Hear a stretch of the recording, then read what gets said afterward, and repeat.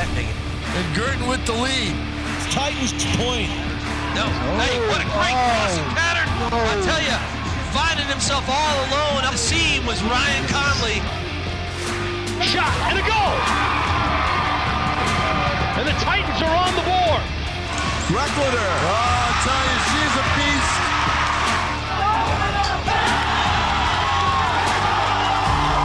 Up and running, and look at that. Bang. He's in there. Shot score. You can see it all setting up. You sure could. North sets it up, and a kill, a winner. And here comes the Donna, all lined up. It's nothing but goal there, right there. Oh, my goodness. You'll watch it back on Nashua ETV.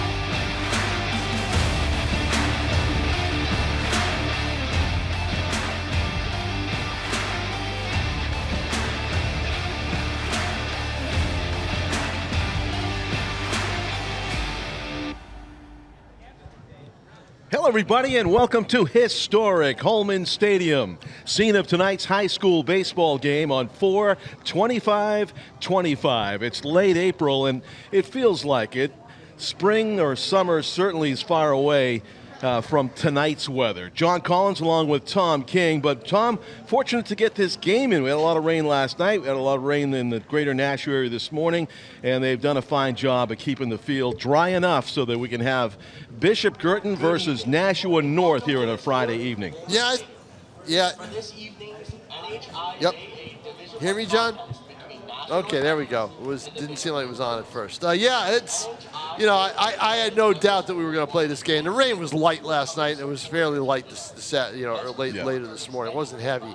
Tomorrow, when they were supposed to have 3 baseball games here. Day of baseball. Well, day of rain. Yeah, it's going to be a day of rain. There's a North was supposed to play Salem, South Pinkerton. They've already been postponed.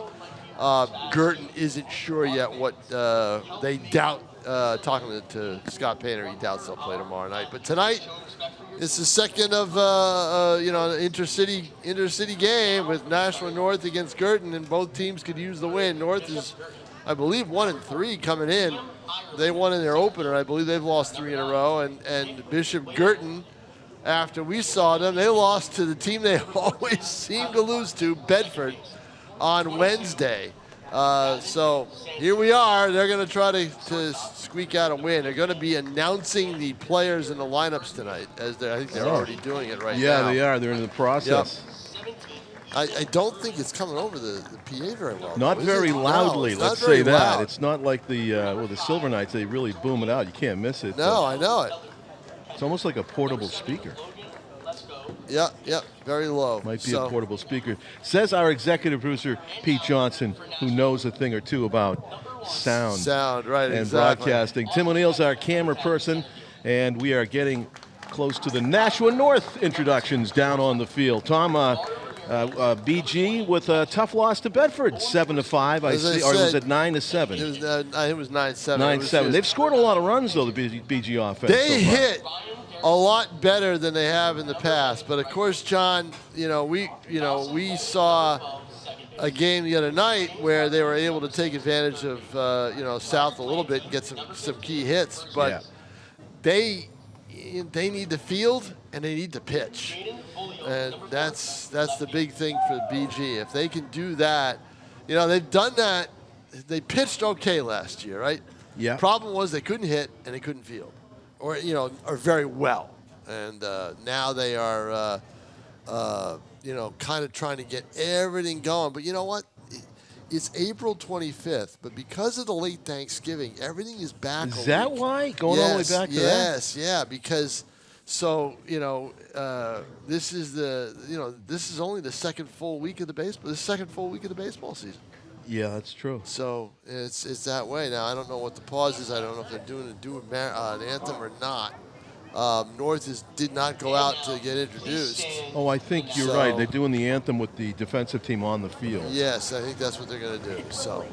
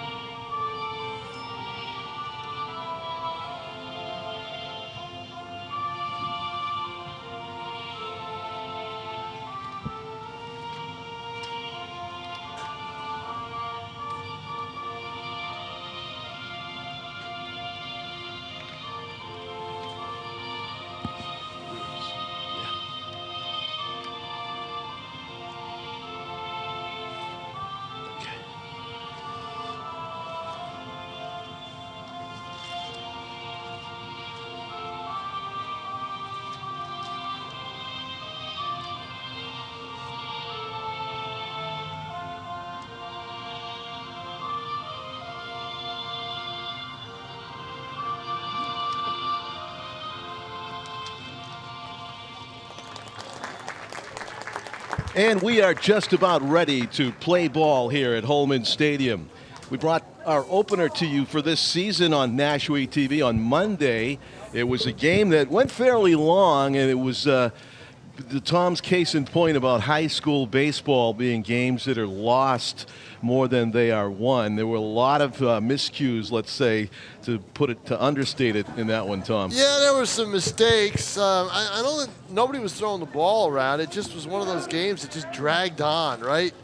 You know, it just seemed that way. And in this case tonight, I think the best, the problem was that A.J. Holmes didn't have his good stuff, and he was missing, the target. He was bouncing the ball. I mean, he was overthrowing. He threw the ball over everybody's heads and everything else. It was just not a good start for A.J., and that was a problem. So Guertin had to go to their bullpen, but the best guy I thought of the night was the guy who closed it out for Guertin, Costco, right? Logan Costco. Yep. And guess who's starting tonight on the mound? He gets the start 4 days later. And so he'll be on the mound. That was his bullpen night anyway. So we're watching the starting pitcher for North warm up. This is number 9, Eric McInnes. John, this is the first time I've seen North since that epic semifinal game. You were away for it.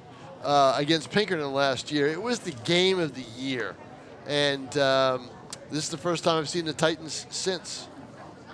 So they've reloaded, but they've struggled early on in the season, as you said, looking for their first win since the opener, 1-3. And they're going to do it against their crosstown rival here. They hope Bishop Guertin, who will send Liam Ireland, Nick Weiner, and Tyler Parks to the plate. Tyler Parks and Gavin Santos in the 3-4 spot. Dynamic duo on Monday night. They had some big hits. Yeah, they did. And that's what they need. In games like that, when your pitching isn't great and your defense is so, you've got to be able to hit the baseball and try to put the ball in play and force the mistakes, John. Force the other team to make a play. Now, just a quick cursory glance at the warm-ups, Tom, from McInnes.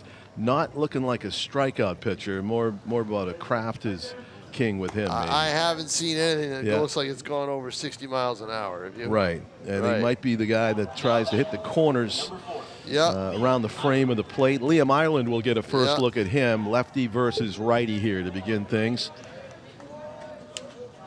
BG in their yellow jersey tops against the, of course, Nashua North in their, I think it's Carolina blue jerseys. Yep. Belichick blue. Belichick. Good point. Yeah, it's the NFL draft round 2 tonight as we do this. Teal. Tom is on top of all of it. Teal, yeah. And first pitch strike on the corner. Well-placed pitch by McInnes. 0-1 is the count. That's the thing. You said it, John. Well placed. He's got to place the ball, right? That's the way he pitches. Location, location, location. Look at that. It's going to take BG a little bit of an adjustment period to kind of catch up to or adjust to the speed of the ball, the lower speed of the ball. He threw that in the exact same arm slot, Tom, and it just fell off the table. It was a changeup in the same spot. And that works. And he tried to get him to go after it again. I would too. Yeah. I mean, good pitch. See, the thing is if he's going to pitch at that velocity, he's got to make them chase a pitch, right? Yes. If he's over the plate, once they time it, he's going to be in trouble. Aims for the inside corner, but misses down, and it's 2 balls and 2 strikes to the leadoff hitter in the ball game for Bishop Guertin, Liam Ireland, the Cardinals' center fielder. Trying to get on board and start things for a team that's been scoring about 7 to 9 runs to 10 a game as Ireland fouls off that offering. Looked to be right in the middle of the zone. That's another thing about a guy that tends to throw most of his pitches slow, Tom. It's the fastball is the changeup a lot of times. Right, no doubt about it. Catch a batter by surprise. Took a lot off of that, but missed badly, and now it's 3-2. Ireland doing his job, seeing a lot of pitches as the leadoff batter.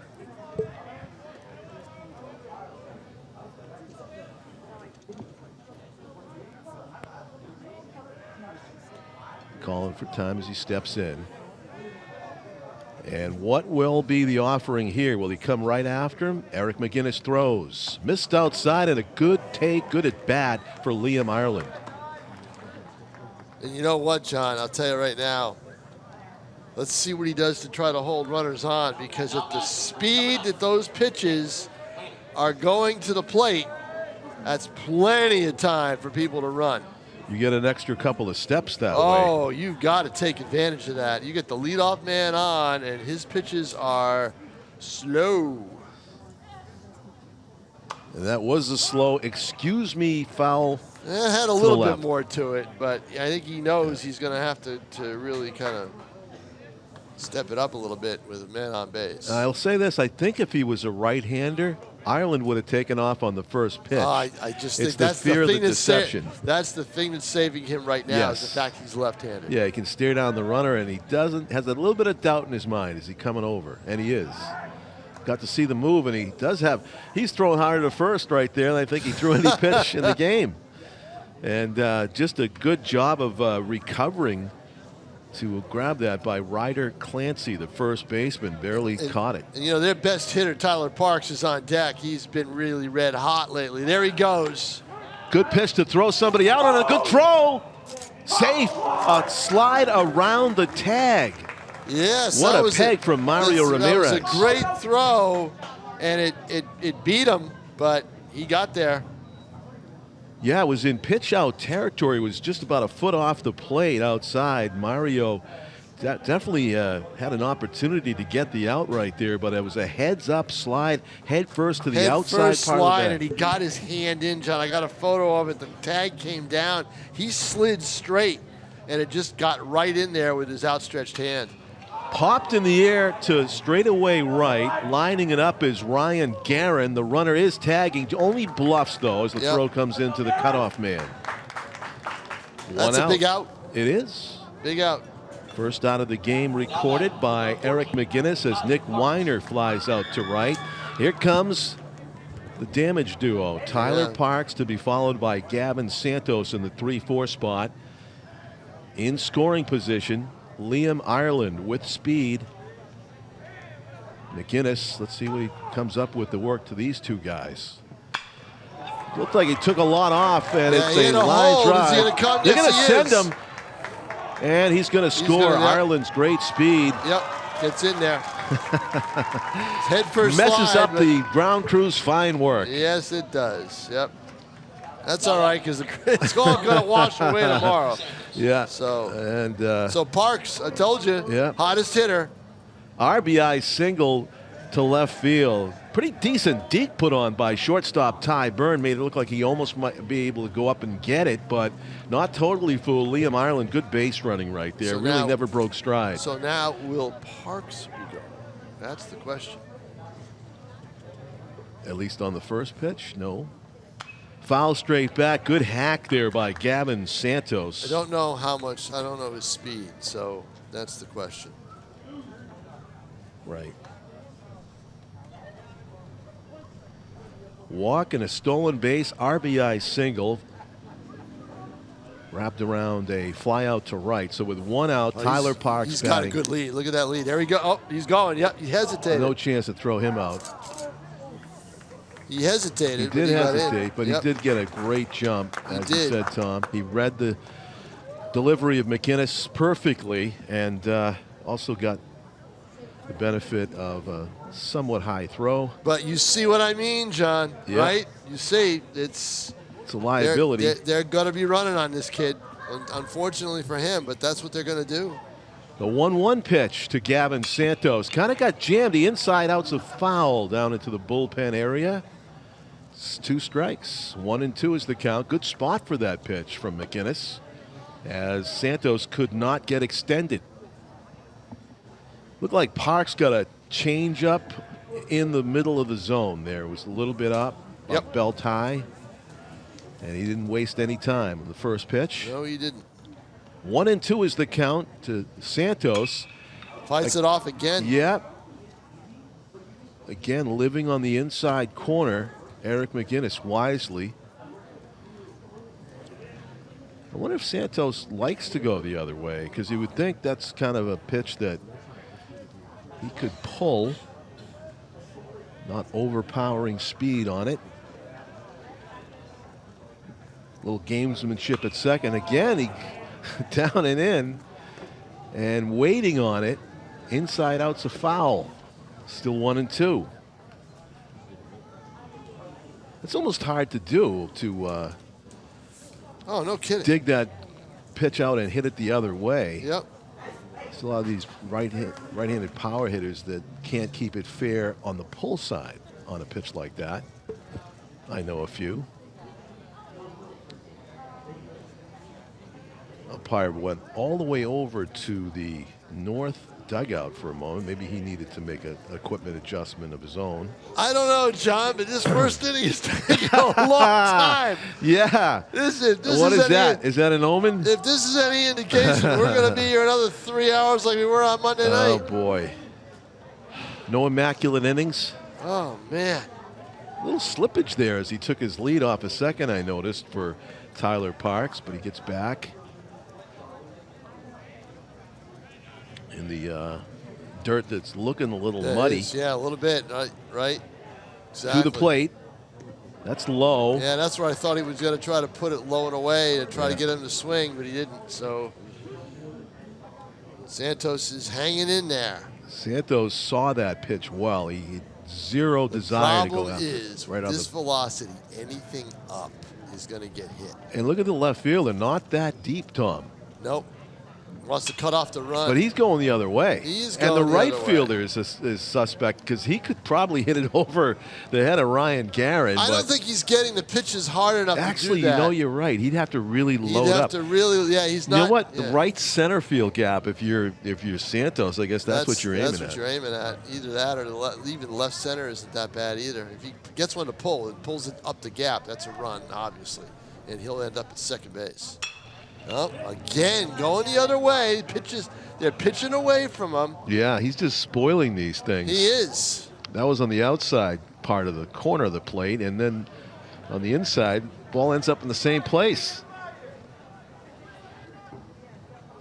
He's watching a lot of Aaron Judge videos, you know, going to right. Well, Judge's swing is a little more compact than his. He's leading the league in hitting. Yeah, no. Well, he's like a good average. hitter, John. He's a good hitter. He's hit 300 before, yeah. Yeah. Inside, got him inside, and he fisted it. That's a good pitch by McGinnis. Another fly out to right. That's the second fly out to right. And yes, Tom, he won the battle. See, Guertin might have been tempted to try to steal third there earlier, but the only problem is Mario is a good catcher. He's got a good arm. Yeah. So he could get it down to third in a hurry. Yeah, he could. So it's up to Ben Geiger with 2 outs and a runner in scoring position. BG has struck first. Liam Ireland with a walk, a steal, and scored on Tyler Parks' RBI. Tyler is at second after he stole the base. Paints with that fastball. Best fastball of the night so far from Eric McInnes. 0-1. This is getaway night for a lot of families and school kids because this was the start of school vacation week is once the bell rang at 2 o'clock, right? Yes. Great scoop by Ramirez, and he's ready to gun. He was ready to gun, and Parks, he's a good-looking Parks catcher. was ready Sorry, to go. No, Yeah. he's a good catcher. He's kind of like the heart and soul of this team. He called them all together during the Pinkerton game. He was a junior last year. So that's the kind of leadership he brings. Nice pitch. Had him out in front. That's what he's trying to do, John. He's trying to do it with every big, lanky, right-handed hitter. And, you know, I mean, Painter's no dummy. He knows the pitchers. He knows who probably was going to go, and he loaded the lineup with right-handers. At least in the first 4 or 5. 1-2 pitch. Oh, not Ramirez enough. springs out of his crouch to snag that one. But that's a good pitch. You're ahead 1-2. There's no reason to get in the strike zone. Now you got to start thinking about it. Yeah. 2 balls, 2 strikes, 2 outs. Ben Geiger trying to make it 2-0 with a 2-out ribby. Fouls it off. That was right on the outside corner at the knees, It would have looked been like. called a strike if he didn't swing. Yep. But you know what? All right, they're taking it the other way, but now they've got to start doing it with a little more authority. If you're Guertin, You do, because, I mean, the right fielder could actually cheat in with these soft swings. No kidding. What you got to do is put one right down the line between him and the line. There goes the runner, and a foul. It was a pretty good jump, but I think Ramirez would have taken a shot. Surprised he's going, John. Me too. It's not a lot to gain. You don't want to make the third out at third. Yeah. So that surprised me a little bit. He might have been doing that on his own. No, maybe not. He's got a third base coach to look at the signs. So maybe try it again, make him make a play, force the throw, and if he gets by the third baseman, it's a run. The 2-2 high counts full. On deck is Colby Piper, also a right-handed batter. First inning, 7-inning contest. Bishop Guertin at Nashua North. BG got the best of South on Monday here on Nashua ETV. And he steps off. So, Tom, that was a 2-hour and 45-minute game on Monday, and I think we're on pace to match it. Yeah, unfortunately, we'll see what occurs as the game goes along. Here in the top half of the first. High fly, Same right thing. side. It's in foul territory. They're not going to get it. And you're right. I don't know how reachable that was for DJ Boston, but. Remember that play? Oh, I will never forget it. It was the most spectacular game-ending double play that I've ever seen or called. And you know what? On the 27th of June, I believe Butch Hobson will be back here. It's really? And Monkey Boy will too. It's going to be National Pride Night. Saturday, June 27th. Oh, the 25th anniversary? Friday, June 27th. 25 years. 25 years of the title. Wow. Not of the team. Not of the team. Was yeah, born right. in No, 98. that team, that 2000 team. Yep. Now, I already did a story on the anniversary of the title back in 2020. Yep, the 20-year. Back when nobody was playing anything, John, and I had, I was searching for stories to do. Stadium was empty. The stadium was empty. I needed stories. I needed to keep my job. Yeah. that was the whole thing. It's probably why I'm still there. I was able to come up with stuff. So we got first and second. And Colby Piper. His first at bat of the game. Looking for something to drive, and he swings right through that. Boy, he had something to drive too, didn't he? Yeah. A little bit up. He's probably swung underneath it. Let's see. Yeah. Colby's the right fielder for BG. Again, that huge gap in right center as the right fielder cheats in and toward the line. Swings and misses. He's got the velocity to blow it by Colby Piper. That was the hardest pitch he threw, right? That's good. That's a good job of mixing up his speeds. You're not going to see too many of those, but you'll see a few. Ethan Druin, a lefty's on deck. The pitch is on the inside corner, strike three. Knew it. What a sequence there by Eric McGinnis. Catches the batter looking as he mixed his pitches very well. And I will stay here for the bottom of the first, John. Give me the bottom of the first, and I'll go down and take a couple of pictures second and third inning. Great. We'll watch BG hit off of Logan Costco. No, we'll watch North hit off of Logan Costco. North hit off of Logan Costco. He's pitching for BG. So impressive in relief on Monday.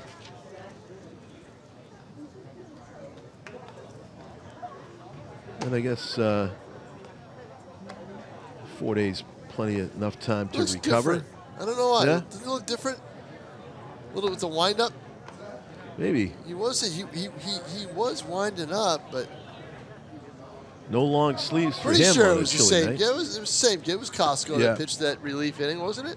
I believe so. Let me look at That bottom of the seventh inning, and he got or top of the seventh. Oh, was it Bennett Spots? No, it wasn't Spots. It wasn't Spots was long gone. They went through four of them. Wow. Okay. Costco came in and did a 1-2-3 inning. I definitely defer to you on that. Yeah. I mean,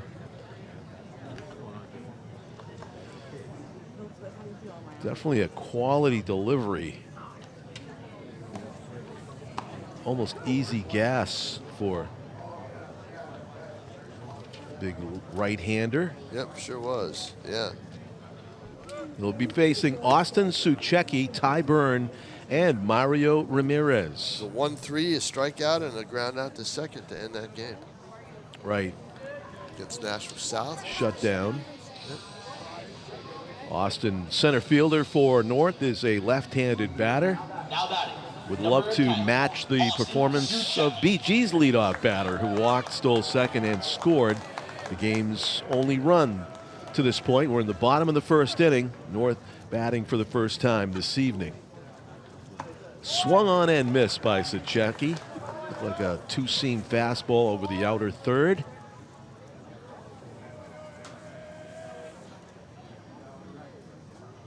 Peering over the top of the glove.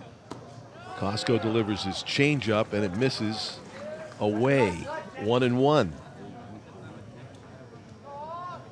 North coaches Adam Roberts, Mike Harris, Chris Kinney assisting. Head coach Zach Harris. Swung on and missed, strike two. No contact yet for Suchecki versus Logan Costco.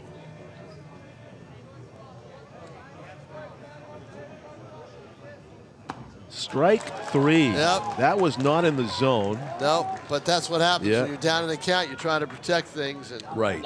you know, Chased a bit. It's going to happen. Ty Burns. He said Burns. I think it's Burn in the roster. No S. Right-handed hitter, the shortstop for North. Getting his first look at Logan Costco. Hammered toward third on a few hops. Yeah, a little strange hop. You thought it was going to bounce right to him, and it took a little side hop. And good play to field it and get the throw over to first base. That's a good play, because that can Josh Wilson. that can end up an infield hit pretty quickly. Yeah, Josh Wilson, textbook play across the diamond to Ben Geiger. 2 up and 2 down. As Costco working through the first 2 batters pretty quickly. Say in comparison to the more deliberate style of Eric McInnes. Here's Mario Ramirez. That slightly open stance. Yep. And that's a great stance and a great baseball name. Trying to get on base and avoid the 1-2-3 inning at the hands of Costco. Whoa. That's no way to go to get out of the way of that. No, not at all. Hit him right on the hip area, or the left cheek. So he goes down to first base and shakes it off. I guess catchers are used to that kind of abuse. Didn't look like it bothered him whatsoever as he trots down to first base. I don't think Mario's going to try to steal. I think there's a lot of speed there. He's built like a catcher. Yeah. Man aboard with 2 out. Gets Owen Forcier to the plate, the designated hitter. In a 1-0 game, tying run on base. Hammers it right side, fielded Oh. on the hop by Geiger. He steps on the bag. Now notice the difference with the velocity and the time of the inning. Yeah, got to make a decision. And You know, the time of the inning, John. The velocity, yeah, quick pitches, and you know, and you know, they're swinging the bats on him. All right, John Collins, I'll be down on the field. I'll see you in a couple of innings. all right, hurry back, Tom King, as we watch Eric McInnes retake the mound. Definitely pitches a lot more carefully than the fastball featuring Logan Costco. Trying to nibble around the frame of the plate, avoid any heavy damage in the middle, and avoid batters timing him up, and it requires, well, a lot of more craft and maybe more a deliberate style for sure.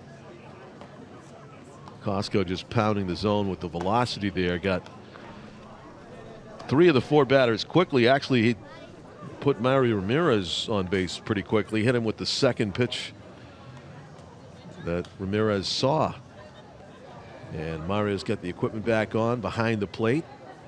Bishop Guertin will be sending to the dish Ethan Drowan, Josh Wilson, and Jordy Dulude. The 7, 8, 9 hitters are due up here in the second inning of a scheduled 7-inning contest.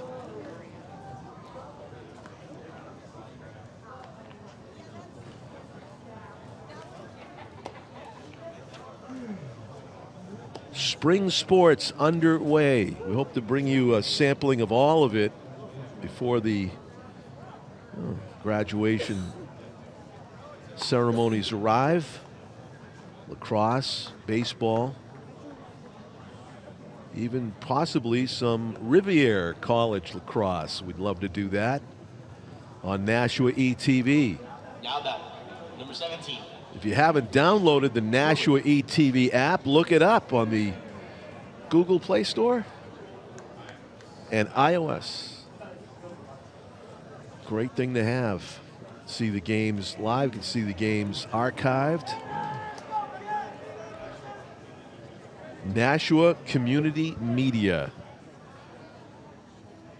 Very attractive app on my phone.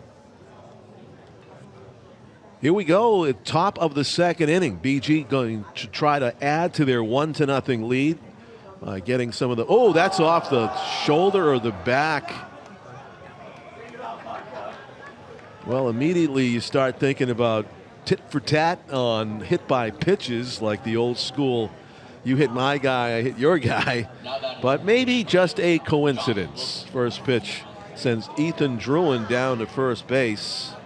And Ethan's got some speed. We saw his long strides to full effect on Monday, where he scored a couple of runs, at least one or two jaunts from third base on wild pitches. In an instant, he was down the line covering 90 feet in an eye blink. So he is a threat to steal here. That pitch missed outside. That would have been a great pitch to try to throw somebody out on, almost like a pitch out. Instead, Druin didn't go. Josh Wilson, the hitter, up on the count, 1-0. Ramirez prepared to throw if he needs to. Good pitch there by McInnes. He made it look like a strike for 55 feet, and then it dipped down, and Wilson swung right over the top of it. 1-1 is the count. Very modest lead over there at first base. If Ethan Druin's going, he's going to have to run 85 feet to make it. Great block by Ramirez. Not just a block, but he gloved it, and then he almost threw it past his pitcher as he was still looking at the runner at first. Menacingly, I might add. 2 balls and 1 strike, the count.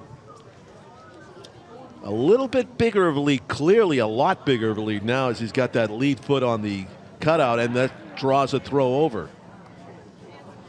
Back in plenty of time was Ethan Druin.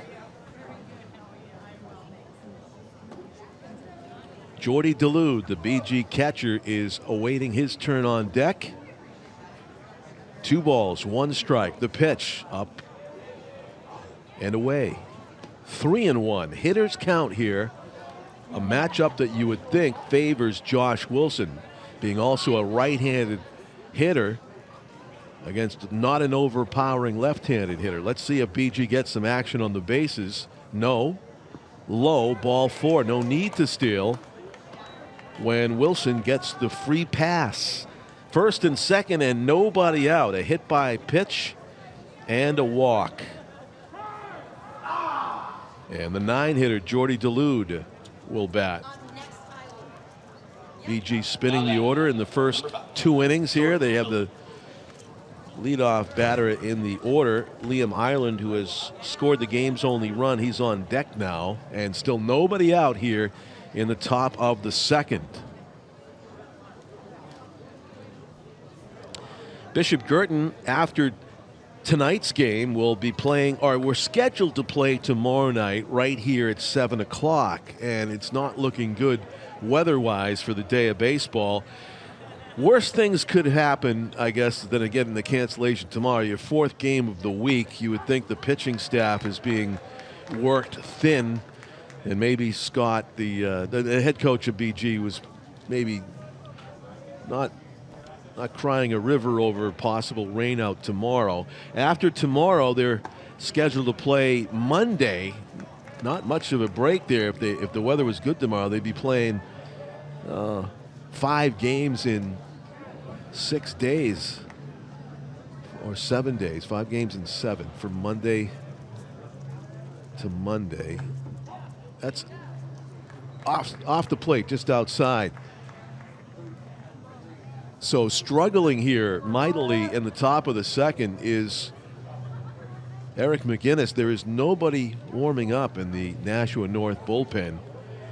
It is McGinnis's battle to try to get out of. Line drive right field is going to hang up there. The right fielder gloves it, and there's no tag possible at second for Ethan Druin. He took 2 or 3 steps toward third base on the off the bat of Jordy DeLude, who hit it well, but a sinking liner right into the glove of Ryan Caron, the right fielder. He was positioned perfectly for that. First out of the inning, 1 out, still runners at first and second, and here's Liam Ireland, who drew about a 9-pitch walk to lead off the ball game, and then ended up stealing second and scoring on the RBI single by Tyler Parks. Moving as if to bunt that was Ireland. That was not a bad idea. James Markley, the North third baseman, is a mile away from home right now. He's playing deeper than the base over there. I don't think he really believed that Ireland was going to lay that down, but he's got all kinds of acreage on the left side, third base side of the diamond if he tried to do it. That was not a pitch to do it on, though. Great paint right there by McGinnis as he hit the upper outer corner with that tailing fastball, and it's 1-1. Promising start to this inning for BG for sure. First 2 runners aboard, but a fly out to the right fielder, no tag, and now Ireland with 2 strikes on him, 1-2. Another good pitch from McGinnis had Ireland with an uncomfortable looking swing, just a little bit ahead of it, and cued it off the end of the bat. BG was trying to steal third with 2 outs last inning. That's topped at the plate. Again, another uncomfortable swing, just barely staying alive in this at bat is Liam Ireland. So in other words, I wouldn't put it past BG to try to steal third with 1 out, which would get them a lot of valuable base space. Could possibly tag up and score in a sac fly, for example. But I'm sure Mario Ramirez is going to be hunting base runners if Druin takes off from second. He was bluffing as if to be active, and stepping off was McGinnis to reset. Stepping out of the box and now back in goes Liam Ireland. He's seen a lot of pitches tonight between this at bat and his first time up. 1-2. There goes the runner, and it's a foul off to the right. I think Ramirez would have had a good shot right there. Not the greatest jump from Druin. That could have been a strike him out, throw him out to end the inning. But instead, Ireland spoils it. Good looking pitch from Eric McGinnis. They did have a pitch. They still have a pitch to waste here on a pitch out, but perhaps BG won't try to steal 2 pitches in a row. They don't. That one misses up. 2 balls and 2 strikes.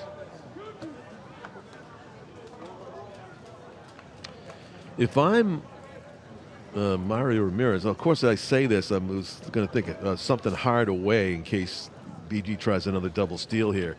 But that right side of the infield is wide open. That would invite a ground ball the opposite way. There goes the runner. Foul. That was kind of a changeup up high. That was a gamble that I was, you're thinking about. It's 2-2. Do you dare pitch out on 2-2? If you really think they're going to try a double steal, all the worst thing that could happen is it would be 3-2, not a walk. And if you're right, it's kind of an easy play at third. But yeah, Ethan Druin was going on that pitch. Took 1 pitch off and then went on the next one. That one misses low, and it's a pretty safe bet right now that BG's going to start these runners. 3-2. They're going to count on Liam Ireland to make some contact here on the payoff pitch. It's a key pitch right here in this game. It could go 5 to 10 different ways, depending on whether Ireland makes contact. The pitch is hit at the second baseman. Flips to second for 1, to first base, in time for the double play that ends the inning. brilliantly turned by North, and great pitching to get out of the jam by Eric McGinnis. A 4-6-3 double play turned by Dawson Bolton to Ty Byrne to Ryder Clancy to just barely nip the hustling Liam Ireland, one of the fastest players on the field, was out by less than half a step. That would have probably been a run. I think I saw Ethan Druin, who can pick him up and put him down, trying to score on the back end of that. But we will take a break after that brilliant defensive play, and we go to the bottom of the second inning. It's still a 1-0 game here at Holman.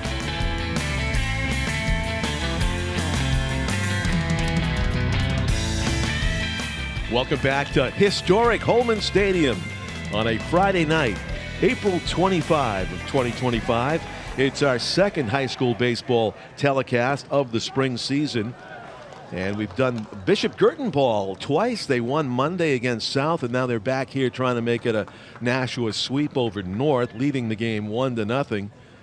Swung on and missed. 2 quick strikes on Mr. Guerin. Ryan Guerin drawing leadoff duty here in the second inning. That is ball well off the plate on the 0-2 pitch. Logan Costco works quickly, throws hard, mowed down the North batters with the exception of Mario Ramirez, who he hit with a pitch in the left hip in the first inning, facing Ryan Guerin, the North right fielder, leading off here in the second inning. The 2-2 pitch on the way. Strike 3 on the inside corner. That was paint, and definitely the right call as he catches Ryan Guerin looking. Strikeout for Logan Costco. Now batting, number 12, Dawson Bolton. Dawson Bolton, second baseman, who turned that great double play for North to get them out of the jam in the top of the second inning. Our Nashua ETV's Dan Young with the replays back in the studio tonight, and that is definitely a highlight of this game right now. The 4-6-3 double play turned by this young man Dawson Bolton to his shortstop Ty Byrne, and then over to Ryder Clancy to just nip Liam Ireland in the first and second one-out situation. Grounded over the mound. It's going to be a tough play for Tyler Parks. Not in time. Great hustle down the line by Dawson Bolton, who's having himself a game. Infield base hit, representing the potential tying run with 1 out, 1 aboard. James Markley, the North third baseman, getting his first at bat tonight. Now batting, number 6, James. Looks like we're going to have a quick mound visit here. Oh, no, it's actually going to talk to the umpire about the call, apparently. I guess we'll maybe, I don't know what that, it's quick. Whatever that was, that discussion about the call, maybe it was quick.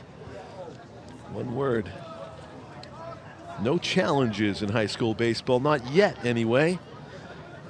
Probably by the time these young men are my age, it'll be an old news situation where everything is monitored. And great snag by Jordy DeLude, the BG catcher, had to come out of his crouch to get that and prevent Dawson Bolton from trotting down to second. 1 ball and no strikes. Costco with a quick check over his shoulder, and he comes to the plate. Swung on and missed. He's blowing it by upstairs. 1-1 is the count to the North third baseman, James Markley. Ryder Clancy, the 8 hitter, and Jaden Bolio in the 9 spot, hoping to get up in this inning. Barring a double play, we will see Ryder Clancy, who's on deck.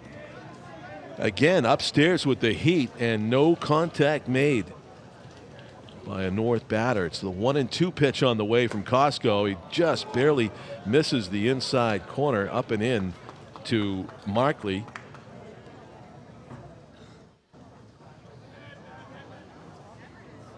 Modest lead at first base for Bolton. There he goes. Grounded to the pitcher. So they will get a runner to scoring position with 2 out as Markley grounds back to Costco. Over to first baseman Ben Geiger, 2 down. And here comes Ryder Clancy, the first baseman for North. Number 15, Ryder Clancy.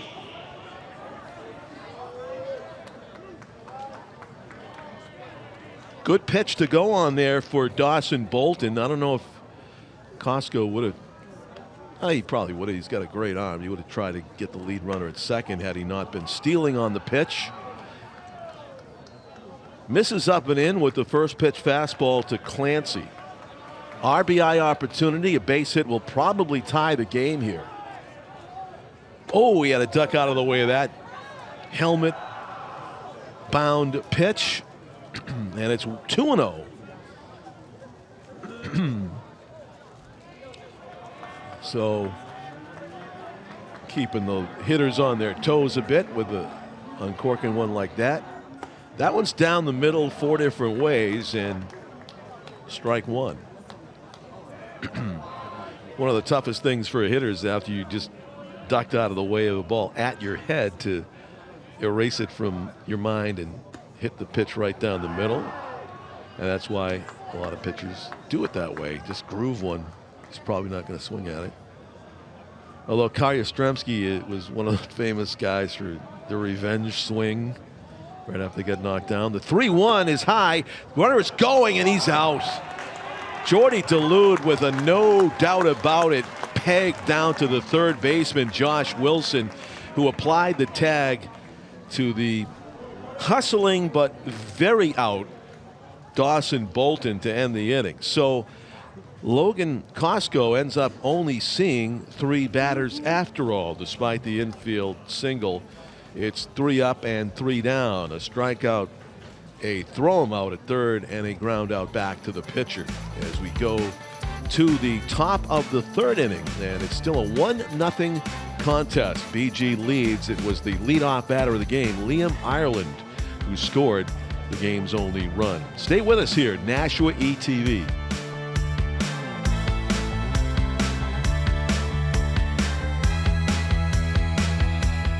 Welcome back to Holman Stadium as we move along to the top of the 3rd inning. Bishop Guertin's turn to hit. Nick Weiner was on deck when he watched North turn the double play of the season so far, 4-6-3 on Liam Ireland. So he'll lead off here in the 3rd inning. Trying to restart the engine. BG had first 2 runners aboard in the 2nd inning by a hit batsman and a walk. They got stranded there. Fly ball to the right, and then Ireland, after another lengthy at bat, grounded into a double play on a would-be single up the middle that was snagged by Bolton to start things. The 1-0 pitch. Ground ball right side. Diving to snag it is Ryder Clancy, and the flip is late. Or should I say McGinnis was late getting over there. Nick Weiner, hustling out of the box, was able to beat everybody to the bag, and he is safe on an infield single to start it in the 3rd. And to the heart of the order for Bishop Guertin, Tyler Parks with Gavin Santos on deck. Parks singled in the game's only run on the first pitch he saw back in the 1st inning. Looked to be a changeup in the middle of the zone. Didn't need to be asked twice to swing at it. Remembering that first pitch choice, I think Eric McGinnis goes with a look like a curve that misses the outside corner. Weiner with a very short lead, getting his first look at the lefty on base. Hopefully an umpire calls that a strike on the swing. A little bit of a tail on it. Probably would have been a called ball had Parks not offered. 1 ball, 1 strike. A little bit bigger of a lead for Weiner. Now he works his way back toward the bag, and McGinnis steps off.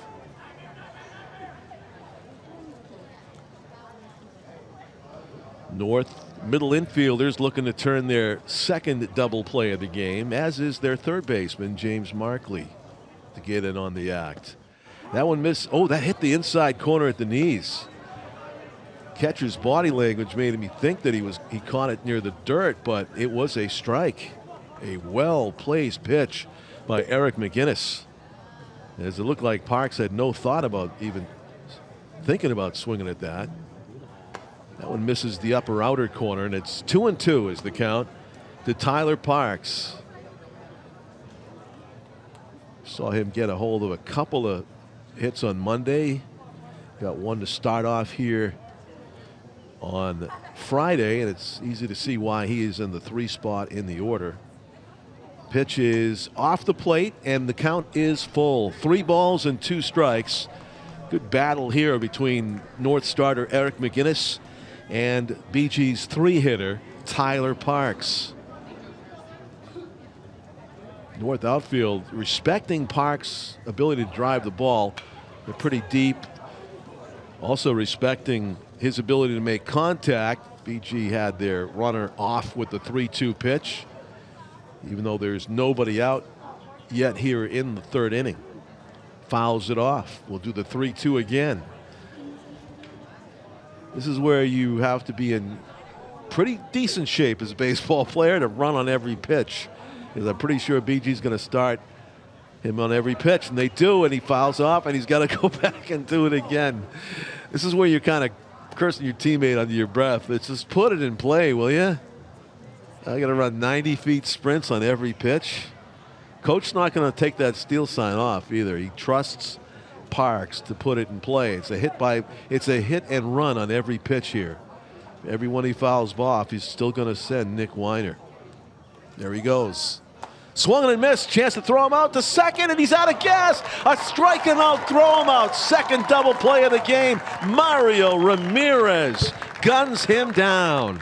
You could kind of see that coming. There was a lot of pressure on Tyler Parks to make contact, because every time that Weiner sprinted to second, he lost a little bit of steam. And on that 3rd attempt in a row, definitely the advantage goes to Mario Ramirez with that great arm anyway, and he threw him out by a lot.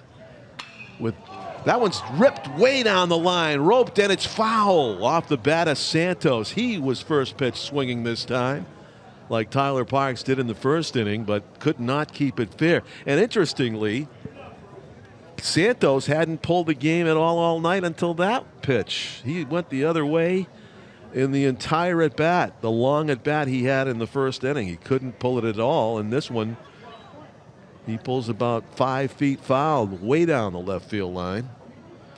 0-1. That one missed up and away. 1 ball and 1 strike. The pitcher's best friend, the double play. 2 of them for Eric McGinnis. 1 last inning and 1 in this inning. Dawson Bolton, the North second baseman, in on them, both of them. Hard hit to center. Will it hang up? It hits the glove but comes out. Austin Suchecki seemed to have put himself in position to make the play, but it was just too hot to handle, apparently. It is a base hit to center field for Gavin Santos. We saw some defensive miscues, quite a few actually, on Monday, but we have seen some defensive gems tonight from Nashua North, right up the middle. Catcher, second, short, over to first base. 2 double plays. They need another out to get out of this inning. That's a great pitch from McGinnis on the outside corner to Ben Geiger, who walked his first time up. Big first baseman for Bishop Guertin. The 0-1 on the way. Takes it up and in for ball 1. 1-1 is the count.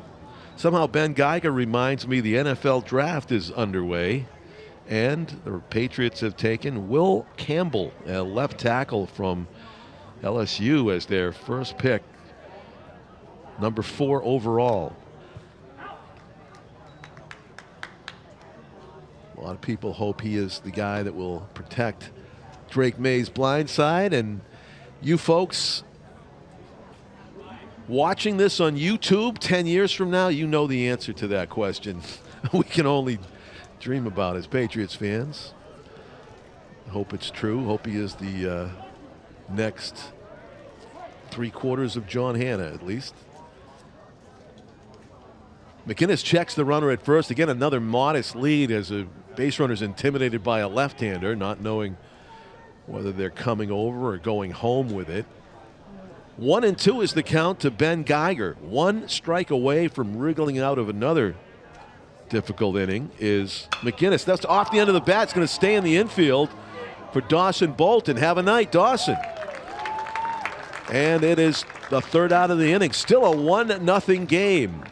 Good pitching and defense, the secret for North, but they got to put it together with the bats as they've been shut down by Logan Costco, the BG starter, to this point. The North home team will come to bat in the bottom of the third inning as you stay with us here, Nashua ETV, live from Holden.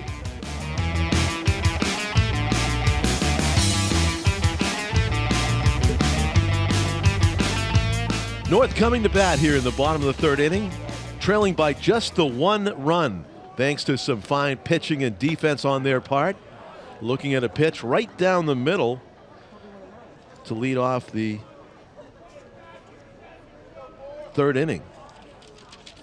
That one hits him. Did it hit him? It hit the end of the bat. It hit the knob of the bat. It is strike. Well, there's going to be a discussion about that. The BG coach is going to come out of the dugout for a second and say he didn't look like he was hit. The umpire says, I can't tell for sure that. And here comes the coach. It wasn't going to take long, I believe, for this discussion to take place. It's like the kid didn't act like he got hit on any part of his body. It might have hit the knob of the bat. The umpire's indicating knob as he talks, but he didn't see it happen. And so what am I going to do? He's at first base with a hit by pitch. Owen Forcier, the designated hitter. Austin Suchecki. No, excuse me, that was Jaden Bolio, the 9-hitter, the left fielder who just got officially recorded a hit by pitch. He's going, and there will be no throw. Losing the handle, Jordy DeLude came up to throw.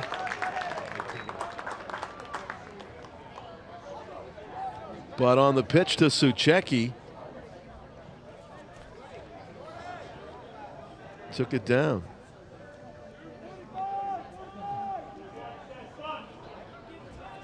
So I believe what happened on that caught stealing to end the inning, strike 3. Let me go back. In the second inning, we had the third out recorded as a caught stealing at third base. Dawson Bolton apparently got gunned down, but the first batter of the inning was Jaden Bolio. He's at second base right now, hit by pitch and a steal.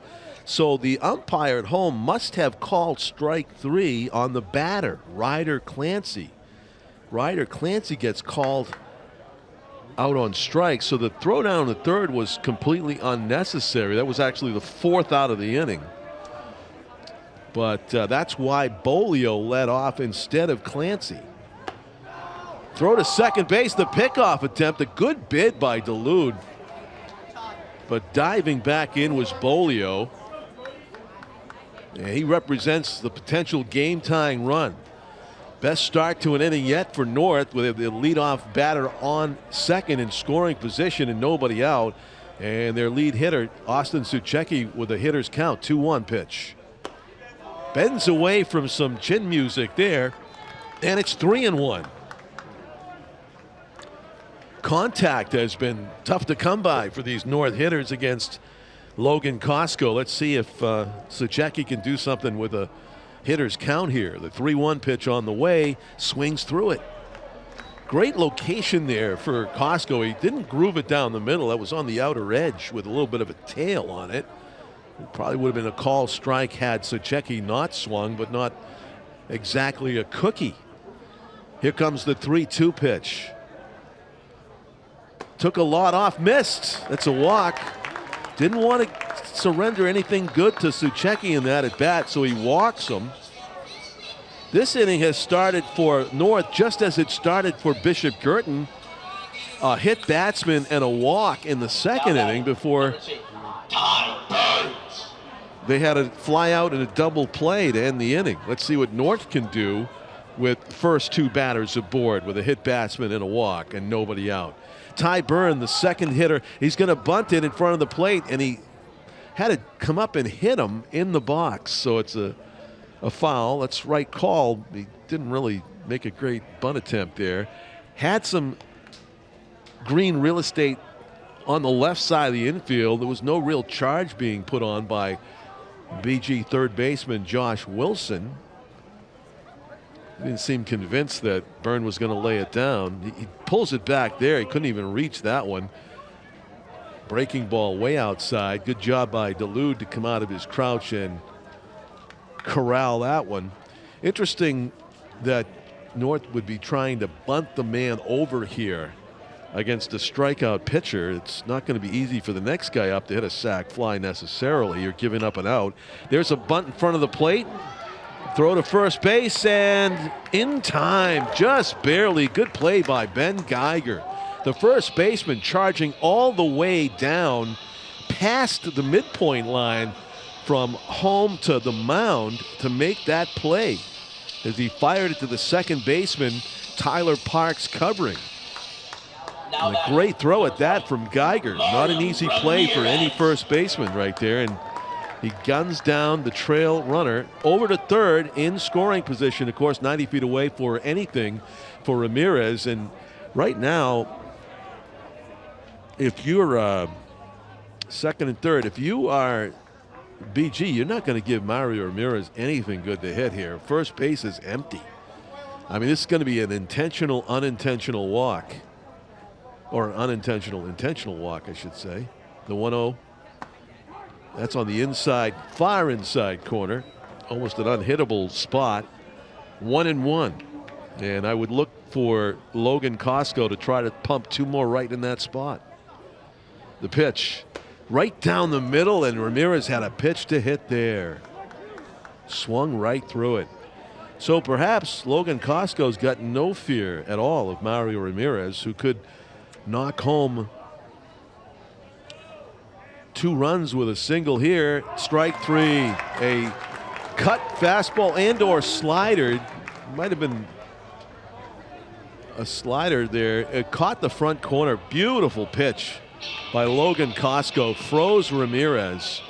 And that is the second out. Number 23, Owen Forcier. Owen Forcier struck out his first time up to end the first inning. The pitch. Strike called, outer third with velo from Costco. He can smell another strikeout to get out of this inning. North's got the potential tie and win, go-ahead runs at second base. We're only in the third inning, but it's been a struggle against Logan Costco offensively. Golden opportunity here to get some runs in to tie the game at least. But it's 0-2 on Owen Forcier. The DH for North trying to protect the zone. Ground ball towards shortstop. Gavin Santos bobbles it, throws it in time. That's the strong arm of Gavin Santos, who was able to recover from that near miscue. It's out at third by less than a running half a step, and BG able to keep North scoreless as a result. John Collins along with Tom King. We are live on a April 25 of 2025. It's a good one.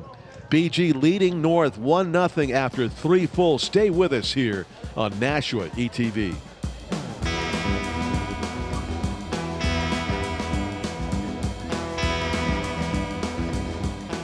We move along to the top of the 4th inning. Still a 1-0 game as Eric McGinnis has been able to craftily work these BG hitters and benefit from a pitcher's best friend, Tom King. Not 1 but 2 scintillating double plays by Nashua North tonight. Exactly. Great plays. You know, and of course that was a good play by Guertin to end that inning on a ground ball. It was, kept in front of him, knocked off. It looked like it was going to be an error and a reach, but no. Yep, and it would have been a tie game had Gavin Santos not recovered with that strong arm just in time. Just in time. Colby Piper, Ethan Druin, and Josh Wilson due up for BG here. We've seen some uncomfortable swings against Eric McGinnis. Yeah, they're definitely. I think they're thinking too much at the plate. I think you're right. But meanwhile, I'll tell you what, this is the North team I remember. The North team that'll give you trouble for 7 innings. They're going to be tough. They're not going away. Foul tipped into the mitt, and it's 1-2 on BG's Colby Piper, who got caught looking his first time up against Eric McGinnis, looking to strike him out for a second time. Zach Harris thought for sure that on the bunt, the runner was safe at first. Oh, yeah? Well, it seemed that way. No, he looked out to us here. Yeah. We've got Dan Young doing replays back in the studio at Nashua ETV so our viewers can benefit from second looks at some close plays. Fouled off to the right side. Tell you what, the kind of comic relief for me, Tom, you knew that BG is going to send the runner. So Weiner's going every 3-2 pitch to Gavin Santos. It was Tyler Parks, actually. Tyler Parks was up. And so he's getting increasingly gassed on another foul back. He's getting slower on every so pitch. The pressure's on Parks to make contact, right? Right. And when he missed that and struck out, throw him out. Mario Ramirez, he was just licking his chops. He says, I'm going to throw you out by 10 feet. Everybody knew. Well, Ramirez is good. I mean, yeah. He's a tough catcher. He didn't need the help. Tough catcher to steal on. Exactly. Anyway, right? Right. So now you got to do 3 sprints and try to steal it in the third pitch, and he was just dead duck. So that was one double play, and then the double play they turned on Liam Ireland, the fastest guy maybe on Bishop Guertin there. 4.63, yep. Right. So that's why it's 1-0. Strikeout. Foul tipped into the mitt, and McGinnis got Colby Piper for a second time. Well, I'll tell you what McGinnis is doing now that he wasn't doing earlier, John. He's not nibbling anymore. He's going after the hitters. You're seeing some of that challenge stuff he's now. Challenge. Yeah, he's challenging. Ethan Druin reached on a hit-by pitch his first time up. Took it off the right shoulder blade, looked like. That's first pitch hard. swinging. It's high, it's deep, but it's in the sights of Austin Suchecki, who has it. Camps under it, makes the grab. And I think, John, on Monday night, that ball was going over somebody's head. I think so, yeah. They just never got a beat on it Monday night the way they do tonight. I mean, North's a fairly good defensive team. They're fundamentally, they're pretty good. Yeah, we went from, I think, Chase Field in Arizona on Monday night to maybe, Candlestick tonight. It's like really heavy CAR type of thing here. Yeah, photographer.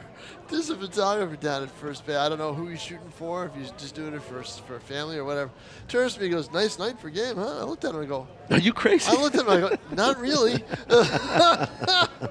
I could think of better. I was like, what is he? What's he thinking? You don't get out much out of New England, do you? Not. I said, the other nights were a lot warmer. I said, Monday night was colder. I said, it's not as cold as Monday night. I said, but it's kind of windy and it's getting a little raw. Yeah. It's just. Right down the middle there on 2-0 from Eric McGinnis to Josh Wilson, who walked his only time up in the second inning. The 2-1 on the way. Wilson carves it off to the right, 2-2. Jordy DeLude, the BG catcher, is on deck. No extra base hits in this game so far. Nope. A few infield hits. About the best hit of the game was Tyler Parks' line drive to left to score the game's only run. Liam Ireland from second base. Grounded past the mound. Tough play for Dawson Bolton. Knocked it down, but it's another infield single. Yeah, there's been a lot of them tonight, right? Yes. But that was a good play to knock it down. It looked like it was going to go right up the middle. So 2 outs. The 9-hitter up, Jordy DeLude, flied out to right his first time up. DeLude made a nice throw to third base, too. He did, and you know what, Tom? I got caught thinking that was the third out of the inning. Bolio, the 8-hitter was up, Ryder Clancy was up when that caught stealing happened. Yep.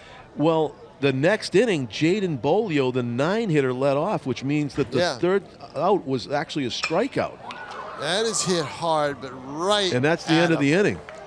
Right. This is the quickest inning for Eric McGinnis. The South kids are right down in that front row behind the screen, right? The South players. Yeah. And they had practice. They didn't have a game. They played yesterday. They lost to Concord 12-1. And what I'm saying, I said to them, I said, okay, guys, is this going to be longer than Monday night, than your game Monday night, or not? And one of them goes, 40 minutes, we're only in the second inning. It's a riot. Yeah. Yeah, they noticed. They knew. Funny. Yep. So the JV game was held before this. Bishop Guertin won that 9-4, I was told. They had a 5-5 tie South and BG's JV on Monday night. Yeah. And here we go to the bottom of the fourth inning. The question is, can North crack the code on Logan Costco, who's been really dominant for Bishop Guertin? There was second and third right at the end, but I don't think he was even worried. Nope. That last inning, he just came with the heat. Got the, almost the bobble by Gavin Santos at shortstop. That almost cost him, but still a 1-0 lead for Costco. As we go to let's see who's due up for North here. Ryan Guerin, Dawson Bolton, and James Markley, the 5, 6, 7 hitters. I only have one hit for North, Tom. That was Dawson Bolton.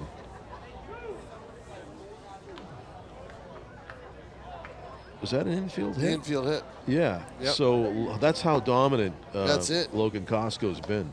He's gotten himself into a little bit of trouble here and there, though. Yeah, he had a hit by pitch and a walk in the third inning. Can't do that against this North team. And it was an interesting hit by pitch because the batter, Jaden Bolio, he kind of just stood there. Yeah. And it looked like maybe it hit the knob of his bat. And I think the umpire told the BG coach, hey, I didn't see it hit the knob of his bat. And the coach said, you heard it. Right. And then he said, well, I asked him, and he said it hit his hand. So I sent him the first. Seemed like that was the conversation anyway, if I can John Boy it. It was like it almost left it up to the batter. Did that hit you? Yeah. We'll go to first. Right. Yeah, big swing and a miss. It sounded as though it got the knob of the bat. I think it did, actually, because he didn't have any pain from it at all. No, I know it. And did it stay in fair territory? Well, that's another question. Well, also, did Duluth tag him? Speaking of hit by pitches. How about that, huh? Yeah. This is the leadoff batter, Ryan Guerin, who gets hit this time. Right. But, yeah, that's the second hit by pitch for – third hit by pitch. Mario Ramirez got plunked, remember? Yep. Number 12. Yep. And then right after Mario Ramirez got plunked, the first batter of the next inning for BG, Ethan Druin got it right in the shoulder. And, of course, you know, Tom, being from the old school, I'm like, was that Pedro? Was that the runner goes low, throw to second, not in time. Not a chance. Ooh, Ryan Guerin. Impressive steal there. Got a great jump. North's got some speed. Yeah, they have speed.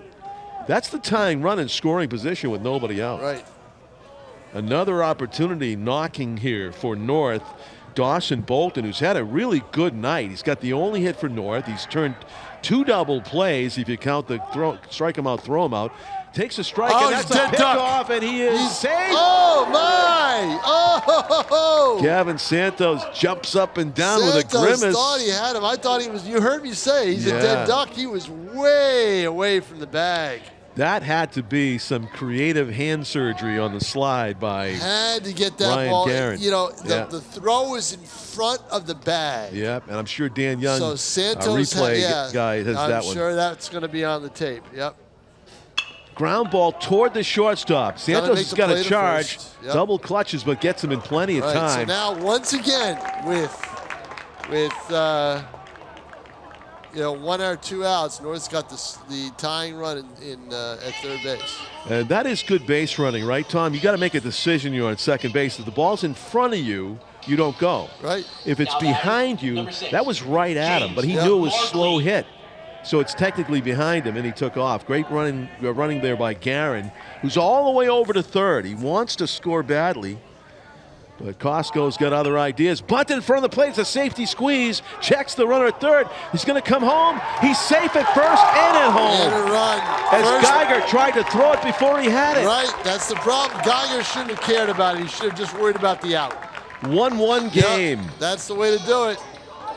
That's the way you do it. Yep. So not a safety squeeze, Tom, a backdoor squeeze, if you want to say it that pretty way. much, yep. They planned all along to have Guerin take off as soon as the ball was thrown to first, don't you think? Well, here it is. Okay, you field it. First wild pitch of the It's gonna game go all the way by. down to second. Yep. No, they're rattled. He They're is rattled right yeah. now. Physically, literally. Yep. And he's calling timeout. He wants to get another ball. Yeah, that's an uncharacteristic The wild play pitch for Costa. on the bunt is probably to get the runner. You've got the runner halfway down the line. He's got to commit one way or the other. Yes. And I think that's the play to make rather than throw it to first. Yeah, right? because that's a long way to throw. Chase the runner. You're Home. not going to get the runner if the first baseman's not going to be able to throw the runner out at the plate, even if he had been able to hold on to the ball. Yeah, you're talking about two 90-foot throws. Yeah. So he's got to come off the base. So the short, I mean, it was Santos that fielded it, right? Or Yes, was it? Yeah, I think so it was. It's a hit hit him by again. pitch. Boy, I'll tell you. He's rattled now, Tom, for sure. There's going to be a mound visit. Yeah. Yeah. As Ryder Clancy All right, takes so one let's off the go over backside. that play. All right. So I'm looking at when Santos fielded, or whoever fielded the ball. Okay? Yeah. And I think it was Santos. He's got the runner, Guerin, in between third and home. He's standing right there. So either you run him towards third or you run him towards home and get him there and forget about the hitter. I think that's the play you have to make, rather than throw to first base to get the out. Oh, you can watch the replay, folks at home, but I think the runner at third, Tom, was so close to the base that he technically wasn't even in the I don't rundown. think he was, John. No? I think by the time that they got the ball, he was really right there. Because he was staring at him. Really? And his knees were down. Okay. I'm watching it from here, and I think he was halfway. He wasn't that close to either base. Well, now it's still a jam here for Costco. Oh, it's even more of a wild pitch. They got up in third. No, they don't. Yeah. Oh, man. That was the wildest wild pitch I've seen. It was just like he was aiming for the wall. Yeah, I mean, this is a guy that's had pretty good control all night, and it's just the wheels have come off here in this inning. Yeah. Completely rattled. And all the way over to third and second. That's what speed and running the bases will do, forcing plays and things like, again. Oh, boy. Oh, boy, this is unbelievable. Yeah. Wow. I've never seen this. That's a mental block right there. That's not even mechanics. Yeah. He's out of the stretch, or was he in the windup? Yeah, he was in the stretch, but he might need to go back to the windup, right? Yeah, anything. Yeah. But what we've seen he's here. doing now, yeah, exactly. The runner's got to go in one of these, you know. Now, they're aware of the fact that the ball bounces off that wall. Yeah, when it hits the catcher's equipment like that, it kind of squirts. Slows it down. It might have been a play at home, but I think they still would have had. I don't know. I think Zach is telling them take a lead a little bit. Yeah, I think he wanted him to score on that one. Yeah, he wants him to score on that one. Yep. 3-0 and nowhere close to home plate on these pitches from. None. And they got him at home. Yeah, they dropped it. He dropped it. Yep. Oh. And now you got to come, and I think you got to take Costco out because he's not even close. Right. I think you've got to take him out of the game. Yeah, he's got to. He's lost. He's completely lost the plate. And also just the basic baseball play to catch it and tag there. So. Yeah, it's the right move. He had a good run going there, and then, like you said, got rattled. Big time. And here comes the relief pitcher coming in from the bullpen. So James Markley scores. Now, Ryder Clancy's at third. Yeah.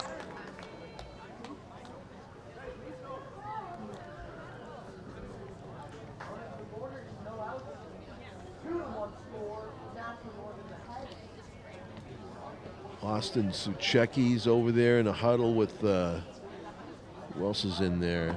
Bolio, number 4. Ty Byrne talking strategy here. Thus, they watch the warm-up tosses of the relief pitcher for BG, who's trying to put out a major fire here. Nobody out. Runner at third, runner at first. A 1-0 lead, long gone. 2-1. North leads it now on the benefit of really 2 infield hits, right? Or is it 1 infield hit still? They haven't had a base That was hit an to error the at first outfield. base, right? On the sack? Yep, an error. Yeah. Yep. Unfortunate inning there for Logan Costco for sure. Yeah, but he didn't help himself any. He had 2 batters and threw, was it 4 or 3 wild pitches? All of a sudden, it looked like there was glue on the ball. He just couldn't get the release point anywhere close to. John, I'm at the angle he was throwing. It looked Yeah. like he was aiming for that, completely aiming for the wall. It just seemed, it was seemed like bizarre. that. Yeah. I've never seen that. He's aiming for you. Absolutely bizarre. He's Yeah. aiming for you. Yeah, well, if he was He's aiming just for, low, a little if bit he was low. aiming for me, it was a little low. Yeah. Well, I'm sure Logan will come back and he'll be fine. He's walking it off down the right side there, and I mean, He probably wants to throw. yeah, he probably does. Probably I mean, wants to throw to get his I wish I could throw it get his aim. still as well as he does. So, Yeah, I mean, he's going to be fine. He's going to come back next game. well. He can come back in this one. There's nothing he can re-enter if they wanted to. So let's Yep. see. See, who we, look at him. Watch him right now. He's looking at his mechanics. He's doing something there. Yeah. Good for him to do that. So we have number 8 on the mound, Tom? Yes. Now that Oh, it's Bennett Spots. Austin Back to do some work. We saw him on Saw Monday him night. and he was hitting his spots Yeah. for a while. Right. So Spots is to face Austin Suchecki, who has walked and struck out.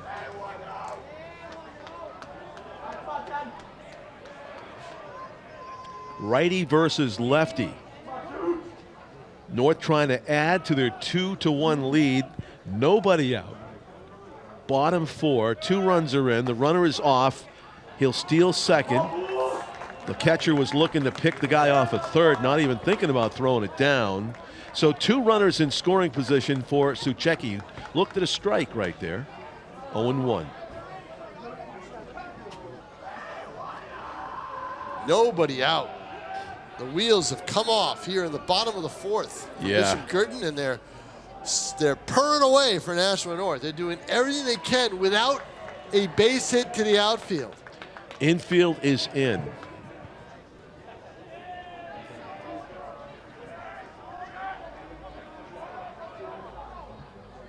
Swung and missed. We've seen a lot of that from North tonight. They haven't made a lot of Well, good Guertin needs to contact. strike out. Yeah, in the worst way. Yeah. First base is empty, but you can see Spots has no intention of putting Ty Byrne on. He's going to have to earn his way on here.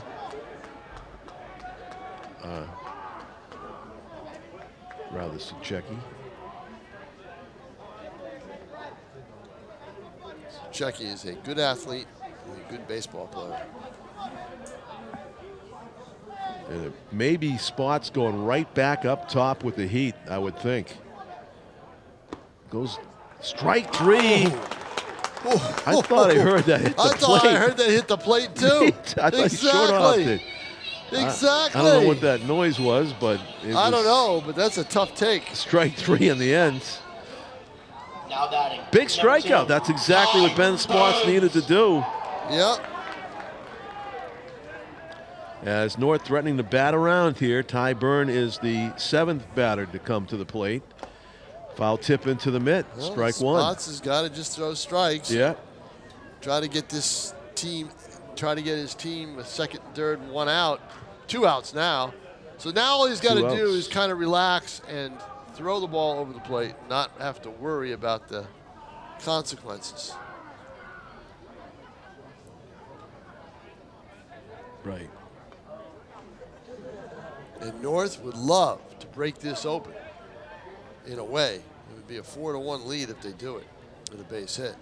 Pressure on Ty Burn here to plate these 2 runs. Well, the pressure's also on Spots. He's trying to live inside. I don't know why they're so intent on pitching inside tonight, but they have been. Maybe it's scouting report. I have no idea. The 1-1. See, look at it. Way inside. Really inside. There's no reason for it. Ty Burn had to go for a jaunt to get out of the way of that one. And it's 2 balls and 1 strike. I was aiming for it. That was headed for his left ear hole in the. I mean, those hit by pitches kind of signal that Costco was all over. Oh, yeah. Yeah. See, That misses that's down and inside, in. Down and in. Inside again. It's yeah. 3-1. Now, first base is open, but still. Yeah. You know? 3-1. So he's just got to go down the middle with this. He's got to challenge him. You want to give in or not? I would. Oh, I think well, challenge him, but you got to be careful. They haven't proven they can catch up to him, actually. Now he missed badly. That was an easy take for This Burn. is just, Mario Ramirez That's with the bases guy loaded. You don't want up because Ramirez took a called 3rd strike. He did on an inside pitch. Right. Front door curve, actually. Yeah, so he's. You got to ask him about that, Tom. Why? Yeah. What's that Now batting. that he traces in the dirt before he hits? Ramirez. Don't know, but I think by the time this game's over, John, I have a bunch of other questions I'll need to ask. And get out Some of here. point in the season, then, you Yeah. know. Be interesting. I will too if I happen to get here for the next game. Bases loaded. Ramirez took it right in the middle.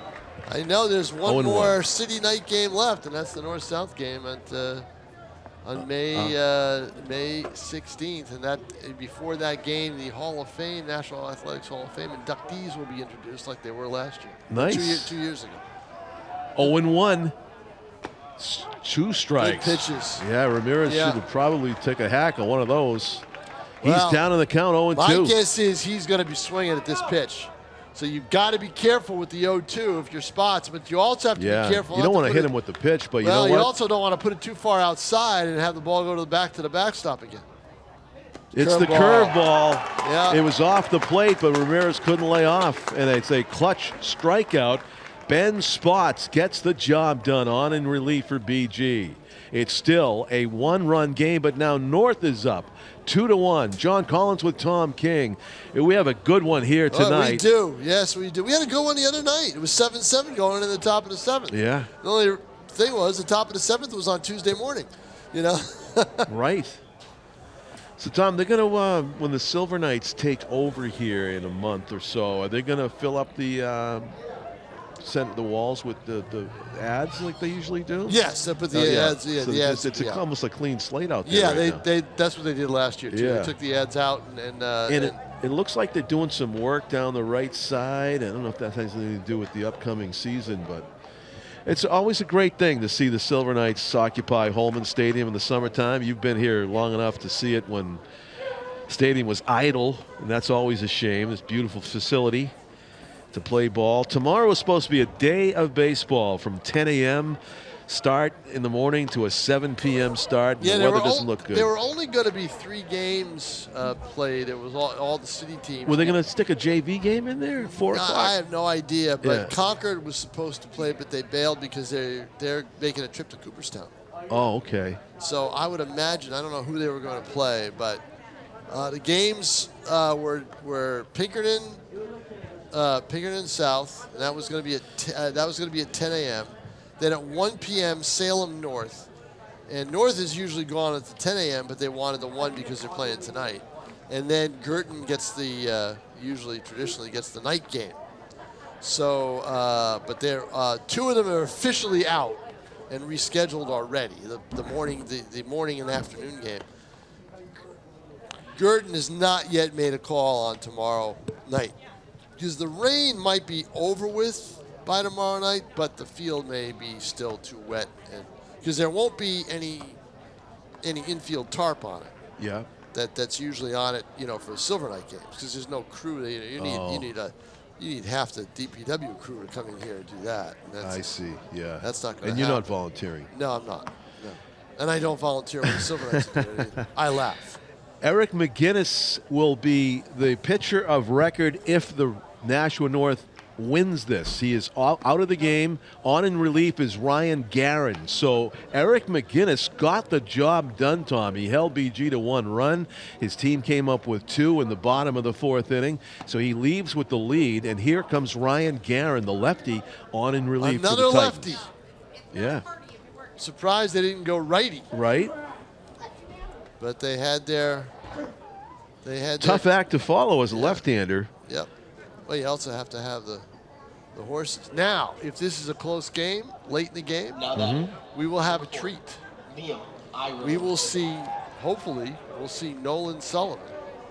Nolan Sullivan was the pitcher who basically mowed down everybody in relief to sail north all the way to the semis last year. And boy, did he pitch like 5 or 6 innings, matching Pinkerton's arms, pitch for pitch, and ended up being a hard luck loser in the semifinals. So we'll keep our eyes peeled for number 5 in the bullpen, Nolan Sullivan. Very high to center, but playable. Long run for Sucheki. He gets there. Yeah, they're blessed to have Sucheki out there. Good baseball player out in center field. Knows the stadium inside and out, able to track balls down. Kind of reminds us when Derek Finley was out there for a while, then Finley moved to shortstop. Sucheki has been out there. So 1 up, 1 pitch, 1 down. Derek Finley back from the knee injury, from what I understand, is playing at Keene State. From from his ACL tear that happened in the Silver Knights last year. Excellent. Yeah. Liam Ireland flies out on the first pitch of the 5th inning, and Nick Weiner to the batter's box. He singled and has flied out to right. Oh, no, excuse me. He flied out to right in the 1st inning. Yep. He reached on an infield hit. Infield hit. And got caught stealing at 3rd base, I believe.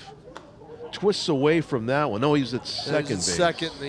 Yeah, that was the one. He had to run 3 times in a row. First baseman got his arm in the way of my photo. I had a perfect call on it on the play, and first baseman had it. Ryan Guerin working quickly. This is his 4th pitch to Weiner. That's called a strike. This is all of a sudden we don't have to worry. It doesn't seem as though we have to worry about that pace anymore, right? Right. They're both picked it up. The 2-2 pitch is on the way. Lefty-lefty matchup here. That is just off the plate, apparently. Mario tried to frame it, thought it might have been a strike. The North kids were so anxious to get their season going that they asked Zach Harris if he would, because they run open gyms during the off season and anybody can come in. It's open to everybody. They asked Zach Harris if he would open it up in December. And they foul it off. He just got a piece. Evidently. So they've been champing at the bit for a while. North 1-3 coming, 1-4 coming into this one. John, a little note. You appreciate this. You like the little tidbits. The Red Sox were rained out tonight, but it's a swung on and missed. It's a significant game. It rained out in Cleveland. They'll play a doubleheader tomorrow. I think it's a separate admission. I think it's afternoon and then at night. It was to be tonight. It was to be Alex Cora's 1,000th game as the manager of the Red Sox. Wow, that many already. Yeah. And don't forget, he missed a year. Yes, he did. Remember? Ignominious year off for the Astros. He was in timeout. Sign scandal. He was in timeout. He was in timeout, yeah. He comported himself well through all that, I thought, and said and did all the right things. And I think he's an excellent manager. I think he's one of the best in baseball. Yeah. I was strike on the outside corner. That was a good pitch. 0-2. I was shocked that he came back, that he decided that he re-upped for 4 more years. He must have, and I think the only reason he did it was because they told him, okay, we're done playing around, we'll get you some players. Oh, that's a hammer hit. deep to left. Long run for Bolio, and he catches it as he sprawls to the grass. There you go. I watched Jaden Bolio with the catch of the game. I watched him, John, and it didn't look like he had lost speed on the ball. He was striding like he was ready to be able to catch it. There was no desperation in his run. That was a play, a great defensive play, and that's what is separating these two teams right now. It is. It really is. Third big defensive play for North to keep BG to just the one run. Yeah. And as you said, Tom, right off of contact, he made the right step in the right direction, and he tracked it down. Sure did. The whole way. And that was they boomed it. That's the kind of swing that you were waiting to see Guertin with the speed of what McGinnis was throwing. That's what you thought they would do. You thought they're going to time up a whole lot more than they did. No, not at all. No. But Parks flies out, a loud out to deep left into the glove of Jaden Bolio as we move along to the bottom of the 5th inning. It's a good baseball game. It sure is. May not be a beautiful night for baseball, but it's a beautiful game so far. Well, some people think that is. Yeah. 4-6-3 double play, a strike him out, throw him out double play, and a diving catch. North really putting on a show defensively tonight and doing what they needed to do to manufacture some runs in that 4th inning. Trying to add to it here at the expense of relief pitcher Ben Bennett Spots. 2 T's, Spotts. Fine pitcher, came on in relief and put the fire out. Could have been a lot worse, and just as I say that, he throws one to the backside. Yeah, exactly, right. Exactly. You're the right-handed hitter coming up and saying, "Nah, it would have been right above my head." So hopefully that's the last one of those. So our next ETV broadcast, as we schedule it now, will be next Friday afternoon at 1 o'clock, John Collins. 1 o'clock. Looking forward to it. 1 o'clock, girls lacrosse, Bedford against Bishop Guertin. Let's take a peek at the forecast for next week. It's pretty good all week. That's good. Monday through.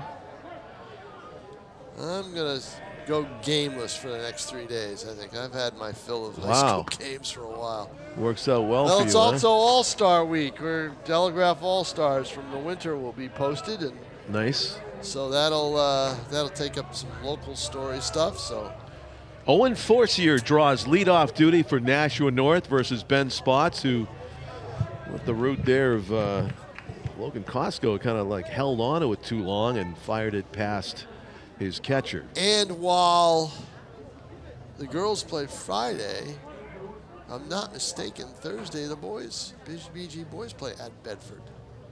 Swung on and missed. Pete says, yep. Yeah, and I imagine Pete will get the Bedford broadcast for that one? Pete will get the Bedford broadcast for that one. You called it. You want to tune in to Nashua ETV for that as well. That is going to be a good game. There are a lot of people who think this is the year maybe Bedford can who was a finalist last year, can end Guertin's in-state win streak. They almost did it last year. They lost in overtime. Yep. So our balls and strikes went away from momentarily up on the big scoreboard, but it is safe to say there is 2 strikes on. Yep. Timeout. Number 23, Owen Forcier here. Calls time. Ben Spots gets the sign and reloads. Forcier was the only member of North that didn't come to the plate in that 2-run 4th inning. The 2-run 4th inning, 8 men to the plate, not a ball out of the outfield. Not a ball out of the infield. You're right. But you know what? In high school baseball, it's almost good. You know, they have to make. It's not the first time you've seen something like that. Make them hit plays. Where was that pitch? Where was that pitch? An inch and a half off the plate, apparently. Evidently, the width of my pen. Yeah, it's kind of brave taking that pitch. He was. Yeah, It's a with good 2 pitch. strikes. Now It's a dart. Number 11. So here's your Ryan pitcher right Guertin. now, Ryan Guertin, key player for North to say the least. He's the guy that started things in the 4th inning with a hit by pitch, stolen base, runs scored. He is 0 for 1 officially and up for the 3rd time tonight. Expecting the bunt at 3rd, moving in Josh Wilson in on the grass. This is a North team that does it well. They execute the small ball very well. We saw them do it last inning. Yeah. They can do it again. Right fielder Colby Piper does play Guerin to pull the ball. Big gap in right center. That one misses badly, way away. Well, 2 balls and no strikes. I mean, the difference with a high school pitcher with men on base versus nobody on base, even in the pros, it's different. But in high school, it's marketably different. It is really different. Pitchers get rattled with men on base. They don't focus on the hitter. Focus on the hitter. Let the runner do what he wants. Focus on the hitter, and he's down in the count 3-0, and all of a sudden he's a different pitcher. Yeah, and the hitter's up 3-0. Yeah. That's what happens. He's taken all the way right here. Yeah. That's a strike. You never know. Yeah, I gotta wait another. Yeah, you beat. better wait. 3-1 pitch. You better wait till the arm comes up. To Ryan Guerin, timeout. Tom, I was refreshing the NHIAA schedule as we speak, and I see that all of a sudden it appeared tomorrow, North versus Salem, postponed to May 3, pops up on the May schedule. 3, and Pinkerton South is May 10th. Oh, you knew that. A walk. I told you that. You did. Walk? Updating the NHIAA schedule quicker these days. Well, it was on the high schools. Now batting. Yep. No, it was what happens, John, Sullivan. is the big teams computer program with the schedule that they use is automatically linked to the high school NHIAA schedule. So if you change something on your schedule all right. as the AD, it will change on the high school. That's on good. On the NHIAA schedule. So that's how that happened. So a lot of balls in a row here from Bennett Spots all of a sudden, having trouble locating very well. That one's down the middle. 1-1. Dawson Bolton. 1 for 2. And this is all going to be about Guertin's defense if Bolton doesn't get to the outfield. It's all going to be about defense. They're going to have to be able to make plays in the infield. They're halfway in the infield. They're not all the way in, they're halfway in. Nobody out. Takes another strike. No hint of a bunt there from Bolton in this situation. Kind of surprised. Yeah, maybe he's not a good bunter. Maybe not. It's 2 strikes now. I doubt he's going to do it, but you never know. We saw that happen the other night, right? Somebody tried it. Or is this a pinch hitter? Timeout. He didn't get it. Swung on a miss. That's number 5. Is that Nolan Sullivan pinch hitting? Yes, that would be. Yes. Oh, he struck out. Yep. Didn't look too comfortable there with the heat from Bennett Spots. Went right after him and struck Weird. him out. Bolton reached, so. Now batting, number 6, James Markley. A lot of these kids played last year. Yeah, so he batted in Bolton's spot. Yeah. Guerin and Forcier are your base runners. So Sullivan strikes out, 1 out, and here's Markley. Well, obviously they put Nolan Sullivan up there to hit the ball hard to the outfield, Tom, because there's no hint of a bunt from him. No, none. And he didn't pay off. Nope. So here's Markley, who is grounded back to the pitcher and reached by a sacrifice error throw or to the first baseman, came off the bag. Ben Geiger, you remember that one. Swung on and missed. Not a lot of contact on these fastballs from Spots. Nope. He has found the formula to wriggle out of this jam. Just keep pumping the zone with the hard stuff. Here as he works through the bottom of the order, Markley to be followed by Ryder Clancy. Nice Swung on and pitch. missed, strike 3. Nice pitch. 2 strikeouts by Yep. Spots. And Ryder Clancy has struck out earlier. First baseman for North. trying to come up with a clutch hit now as they've gone from first and second, nobody out, to first and second, 2 quick strikeouts. That's a strike. Bennett Spots is in a groove here in the bottom of the 5th inning. Trying to keep North right where they are with the 2 runs. Give his chance to team a chance to tie it up in the bottom of the inning. Trying to block that one, but it was too tough to handle. Yep, and that's a big one because now you've got runs that could really put Guertin in a hole on base in scoring position just when it looked like Spots might pitch his way out of it. Jordy Duluth moved his body. He did the textbook thing, but he just it was such a nasty pitch in the dirt that it had some spin on it. Got away from him. 2nd and 3rd now for Owen Forcier and Ryan Guertin. They move up. Foul back. 1 strike away from wriggling out of the jam is Bennett Spots, as he's got Clancy 1 and 2.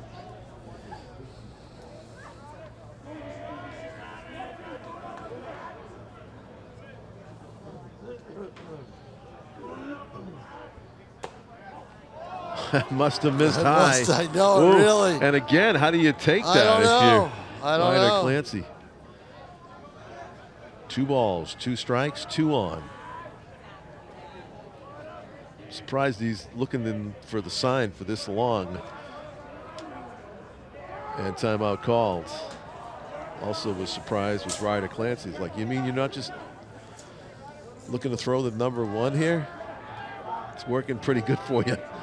Just trying to catch up. Oh, that was up near his head. 3 and 2. It's 3 and 2, but again, first base is open, same as he did last inning. Let's see what he does here with this pitch. A strike is not guaranteed here, the way things have gone for BG pitchers in the last few innings. He's just got to shorten his delivery. That's all he's got to do to get. He did right there. He got it. I knew it. And you see that he got the point from Jordy Duluth. That's the way. The catcher says. So. Yeah, he did. He shortened the mechanics. Struck out the side, John Collins. He did. KKK right after North the still 2 walks. Has not had a hit out of the infield. They might go the whole game like that, the way this is going. Well, we'll see. Yeah. Guertin's going to have to try to get some offense going. They've got 2 innings to do it, and eventually they're going to have to do it against Nolan Sullivan. If Sullivan, we already know Nolan Sullivan is here, he can re-enter as a relief pitcher. In fact, I wonder if he'll take that spot in the order. Let's see. Who's out there now? So I think Nolan Sullivan went to second base. Oh, did he? Okay, yeah, because Sullivan can play anywhere. Let's see, number 5 is that so him? Nolan Sullivan won't be pitching. Still going to be. Unless you said they can re-enter, so maybe. Still going to be Guertin. Yeah, Nolan Sullivan's at second. So Sullivan's at second. So Guertin is still on the mound. Yeah, he is entrusted with the game here to try to preserve this slimmest of leads, 2-1. Guertin, who has put up a bunch of runs. Let me read how many they scored in their first several games here, even in the losses. They beat Concord 10-0. They lost to Trinity 10-9. They beat South, as we saw on Monday, 9-7. And in that Bedford game 2 days ago, they scored 5 against the Bulldogs. So their average is up around 7 or 8. Yeah, but not every team you're going to be able to do that against, and this is one of those teams. This is one of those teams. Credit North. North's got some good pitching, and they've got some defense. Yeah, I'm willing to bet that this is the best defended game that BG's played. We put that diving catch by the left fielder and the 2 double plays. Yep. That's why it's only 1 run. Mario Ramirez behind the dish. Yeah, North has always been a defensive. Normally, I mean, they have their game days when they don't play well, but a defensive team with, with some pitching, and you got to find 3 high school pitchers to get you through the week to start. Yeah. But you're not throwing anybody, the distance that much. Right now, AJ Holmes didn't go the distance. Big at bat here, Tom. He's got Santos. Maybe we'll see his last at bat here tonight. If Guerin gets his way, he won't see this part of the order again. if you can retire them in right? order. No, you're right. Yeah. Cyclical, you know. Yeah. They were in the top of the 6th. You're down a run. Every at bat is a big at bat Sure. now. Yeah. The outfield's playing no doubles. They're deep. It's a way to do it. Santos is still capable of finding his way to second on a hit. Hard hit to third. Off the chest, throw to first will not be in time. And he's going to get to second base. He's going to get to second base on a hit anyway, right? Good as a double. Good as a double down the line. Yeah, John Collins, you call it. Yeah, and so the ball eats up the third baseman, Markley, who's upset with himself. You can tell, kind of a chink in the arm. What happened? Almost a double error. Huh? What happened? Don't know. I lost track of. He must have slipped and gone down. Did he run over after the play to get a piece of equipment or something? No. Did you see what happened to him? Why isn't he at second? Well, that's the first baseman. That's the first baseman. Oh, that's down. the first baseman that's down. Yeah, sorry. Yeah. I didn't see the base runner. All of a sudden, I thought, "Where's he?" And it's the first baseman for North. Getting checked out, and now he's up. Did he get stepped on, you think? On the Yeah, because he went to go run after the ball, didn't he? Oh, that's maybe it was the second baseman. baseman. That's Ryder Clancy, I think. That was the first baseman. So walking very gingerly. Yeah, I think he's not going to be able to continue. It looks like. No, he's got his. It doesn't. He's the first baseman. He's walking making gingerly. his way slowly to the bench. Yeah, it doesn't look like it. Looks like they're going to have to get somebody else to play first, or. Yeah. He was. No, wait. Well, no, you're right. He did a split? No, he's going. He's leaving the game. Yeah.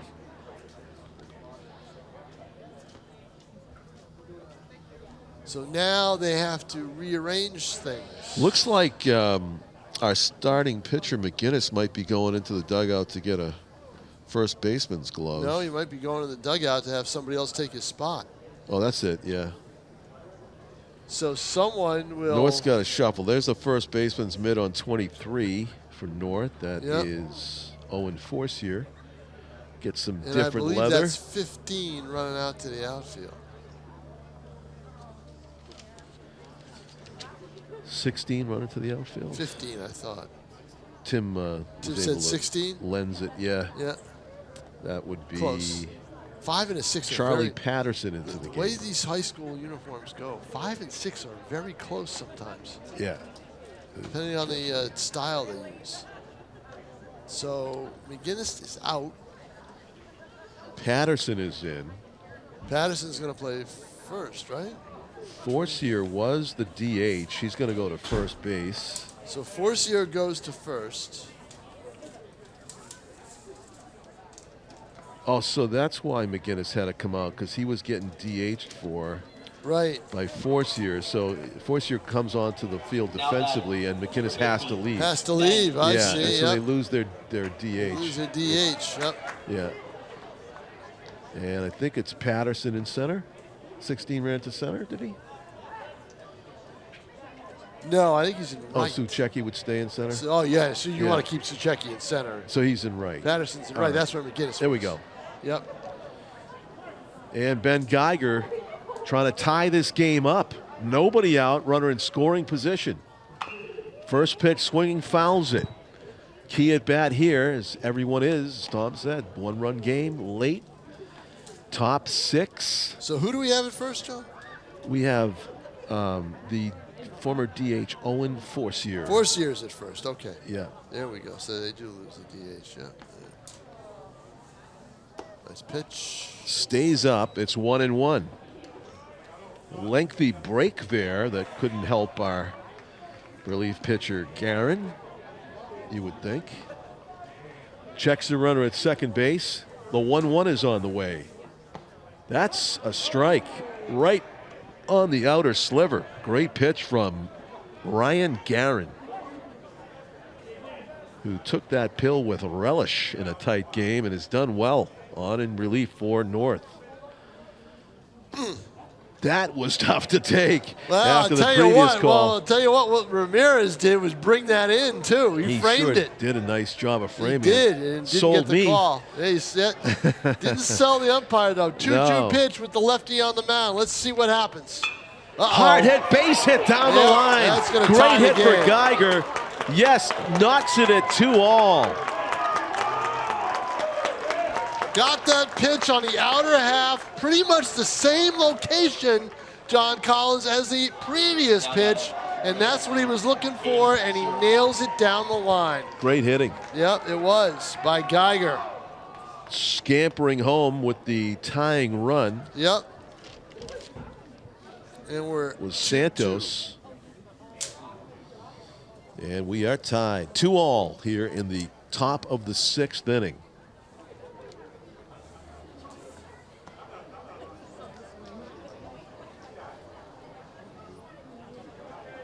Geiger's going to be pinch run for by number 11, Jacob Daly. He may try to steal a bag here. We'll see. He's got to do it against a lefty and Mario Ramirez behind the dish. No easy task. Guertin hasn't had it. Or will they try to bunt him over? They haven't had good luck. Nobody else. Doing a lot of these situational things tonight. Yeah. Don't have a 13 on my roster. Batter is number 13.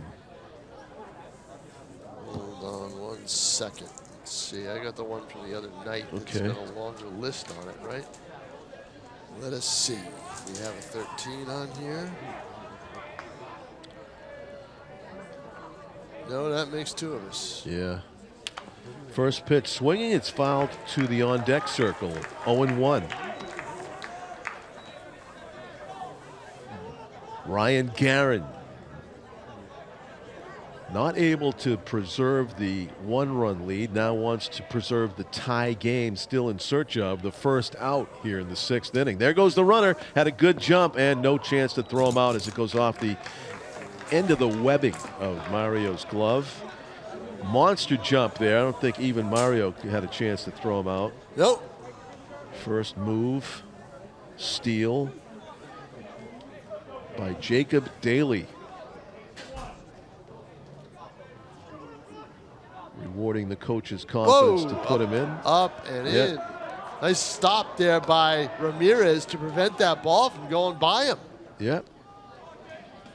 1-2. It's hard to get a ball past Mario Ramirez. Good catch. It's got to be a pretty bad pitch. Good catcher, played legion ball too. I think that's where he really honed a lot of his skills. Sure. 1-2. That's strike 3. That's a great pitch. That one came down from right field, and great angle on the breaking ball. Froze the hitter, and it is a strikeout. Looking. First out of the inning. Throws the pinch hitter because the previous hitter had that was struck out in twice. Colby Piper's spot. So in that spot, they've got 3 strikeouts. Yeah, they do. But This is Ethan Druin. You got the go-ahead run at second base. Now Guertin's got to do a couple of things, John. They've got to put some pressure on North. Yeah. North's put pressure on them. They've got to turn the tables that way and make the Titans make a play. Big swing and a miss. That's Druin not was gonna way do it. out in front. Yep, that's not good. It's lefty on lefty, Yeah. so this is a tough matchup. Tell you what, for Druin is really fast, Tom. I don't know if he can bunt, but the third baseman's not even thinking about it. I don't know if Guertin's thinking about it either. No. No. Sometimes that's not a hard thing to do when you got a lefty kind of throwing it inside. You just kind of bunt it as you're leaving the box kind of thing. But Ethan looks confident he's going to get a base hit. Bang one through the infield. The 2-1 pitch is on the way. Rips it to right. Said it. It's not going to score the run, though. Oh, They're going to send him. The throw is going to go to the middle of the infield. They look surprised. Wow. And newly into the game, Patterson I think he lost his idea of what to do before that ball was struck, because and he hit that's the cutoff man instead of throwing it all the way through, because Tom, I think they might have had him. That's Dwight Evans' dream right there. You get the sure hard hit is. ball Yep. right at you, and the Yep. plenty of time maybe to take a shot, and he just forgot that it was that kind of an opportunity. Tough So play. North that's had so many good defensive plays tonight has a defensive, kind of a mental lapse there. Yep. And BG had the coach had no question, Tom. He was sending them. I was shocked at that. I thought they would have held him up, but maybe the right fielder thought. I mean, I think also there's a right fielder that came in the game, and there's a bad throw, and now North is doing what I said that Guertin needed to make them do, right? Yeah. Make them make plays that they weren't going to make, and they two of them. Having the runner try to score, and then. And you know what the tough thing is, Tom? I just saw the throw into the infield by Patterson. Yeah. He's got a great arm. Yeah. Charlie Patterson just fired a seed. Yeah, he does. To the guy in the middle of the infield. I'm like, wow, if he threw that home on that previous play, that would have been a close play, if not an easy out. Well, I think the thinking was you've got a player off the bench who's out in the outfield. Yeah, you're exactly right. And we're going to test him. And but also, how many more chances are we going to have to get the go-ahead? That too. Home? So yeah, if it was a apologies to Ethan Druin for thinking he should have bunted. That was a great hit. Right, it was a hard hit ball. A hard hit ball. Yeah, a rocket. Yeah, yeah. But also that was where opportunity knocks for a right fielder. You can charge that. Gets to you quicker. That's why they hit you all them fungos. That's why you lift all them weights, right? Bill Parcells line. Bill Parcells. Yep. That's why you hit all those fungos. That's Parcells your big chance. Finally will be inducted into the Patriots Hall of Is Fame. that right? Yeah, you didn't know that? I didn't know that. Oh, yeah. When is this? This year? He was named in May. It was a hit him.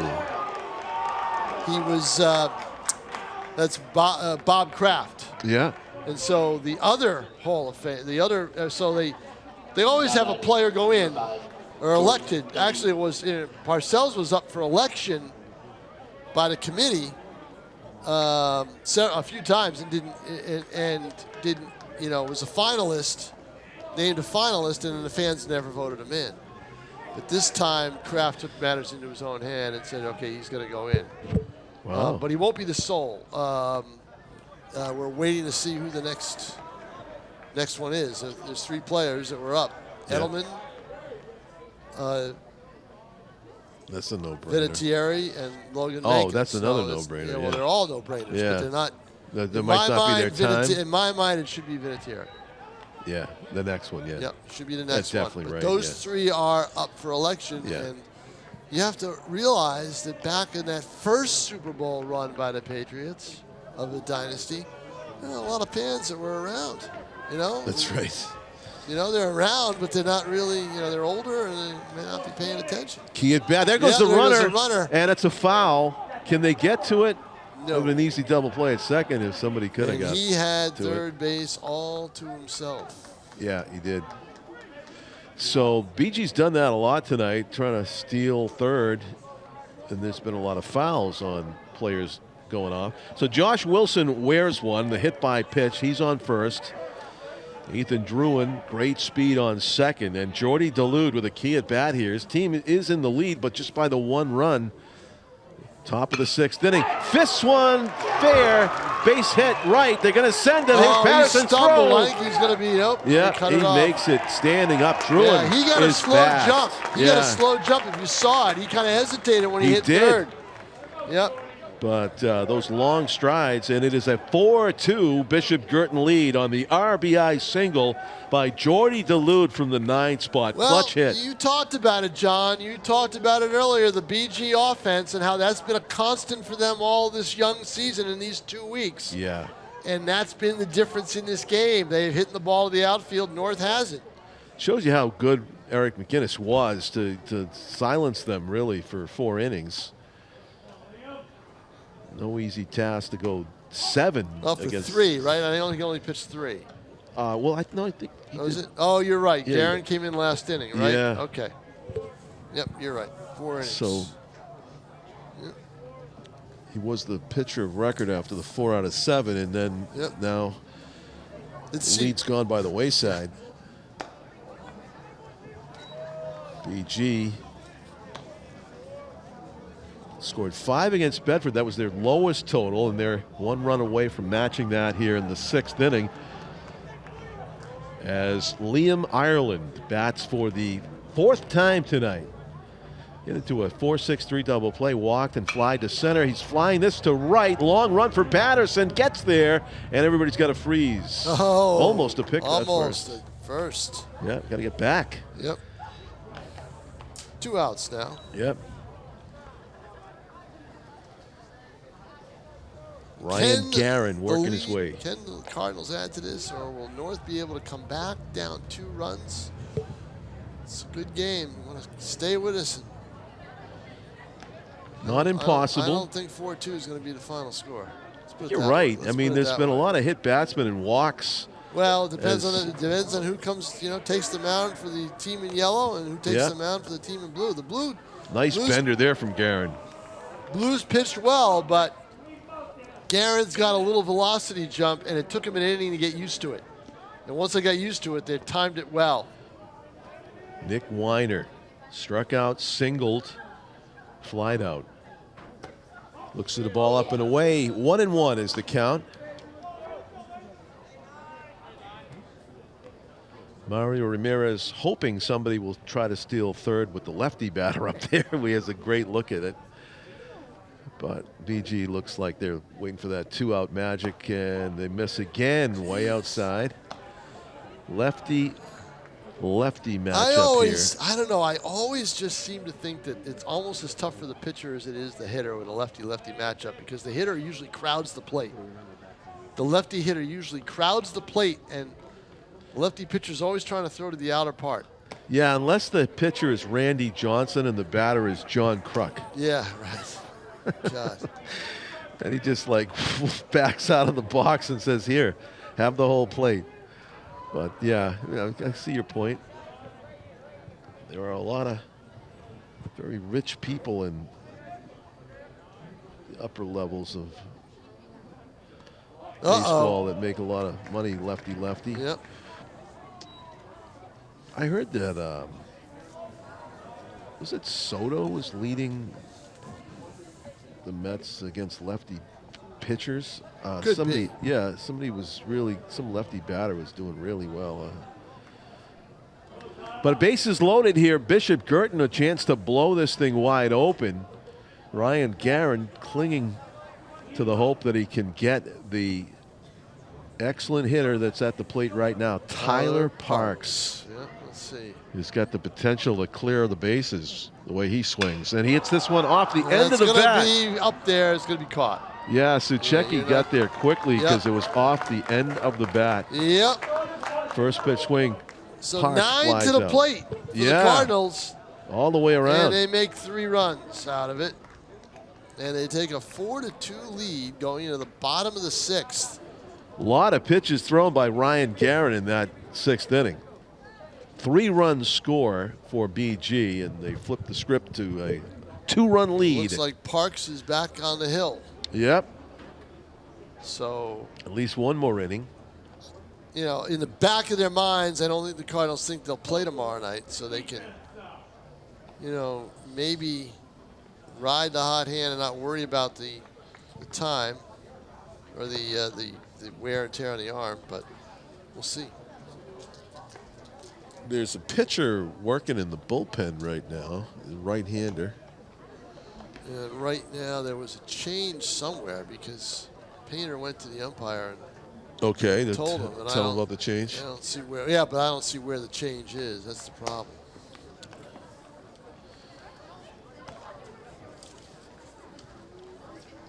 John Collins along with Tom King and Tim O'Neill on camera. Our executive producer Pete Johnson is alongside, and Dan Young. He decided to spend some time with us tonight, instead of schmoozing with the celebrities in New did, York. Yes. Yeah. With Gloria Estefan. And what show was that again? It was on the Ellen? No, she's good. Yeah. She's not doing it. She's not doing it anymore. Kelly Clarkson show. Yeah. They all have shows, don't they? Everybody's got a show now. Yeah, you have a podcast or a show. Yeah, except for me. You had a show. You had your show back in the day. Had a lot of them. What was that called on TV 50? The one. Well, it was High School Sports Review, and it was Sports Rap. The Sports Rap was a show about, it was a pro / college type show. Well, the thing is, everybody's got a podcast now, and I'm surprised you don't. Something. John, be honest with you, I don't have the time. You don't have time? You know? Plus, you know what? I mean, it's Ryan Seacrest has the time to do it all. So saturated. It is. It is oversaturated. Oh, my God. Yeah. It's like, who has the time to, like, I look at some of these podcasts. It's the time to listen like to Joe Rogan's show, right? It's 3 hours and a half. Like, who has the time to listen to an hour? Right, exactly. Who's listening to these things? Maybe cross-country truckers? What happened to, like, you know, making a concise 20 minutes or something? Now batting, number 4, Jaden Bolio. Jaden Bolio with leadoff duty here in the bottom of the 6th inning, and it's a key at bat again because time is short. 7-inning game. He's going to bunt it, and it goes way foul. Oh, they jammed him too. Yeah, into the seats.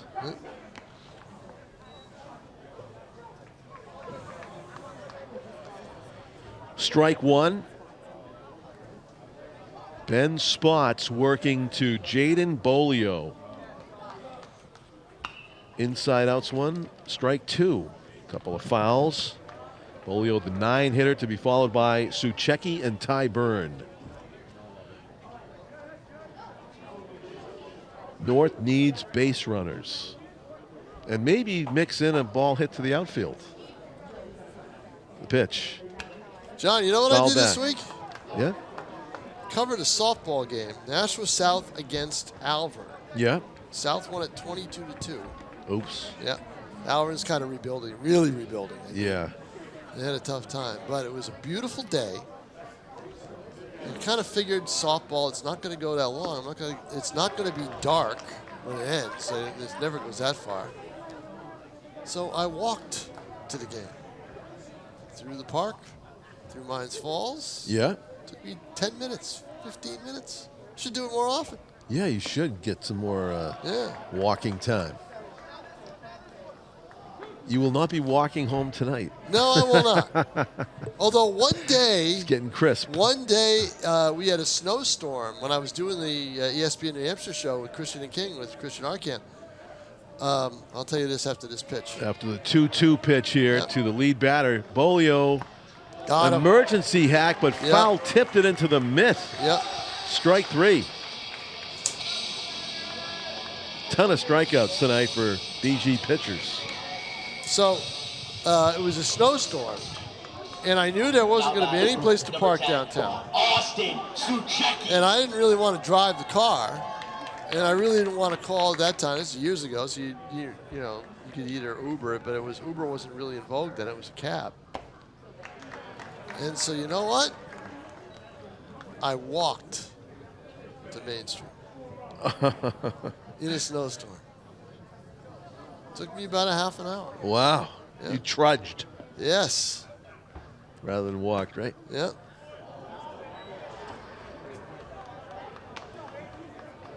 We're talking a ways. 1-1. You're talking Broad. Yeah. To Main. I mean, Broad to Amherst Street to Main. Ooh. That one hit him. It brushed his uniform as it went through his legs, it looked like. Wow. That is the 4th hit by pitch tonight, I think, for a Titan. And he's going to the pen. Yep. That'll be it for Ben Spots. They're going to go to the right-hander that was warming up just in case, and in case has arrived. Yeah, yeah, exactly. So the lead batter in the lineup, Austin Suchecki's on at first base. 1 out. Ben Spots gets a nice hand.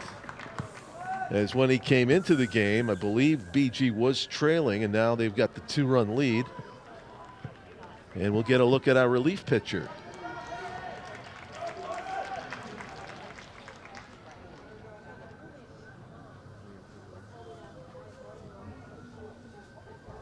So let's see, we got a number. Is it the came in from the pen. Yeah. 6.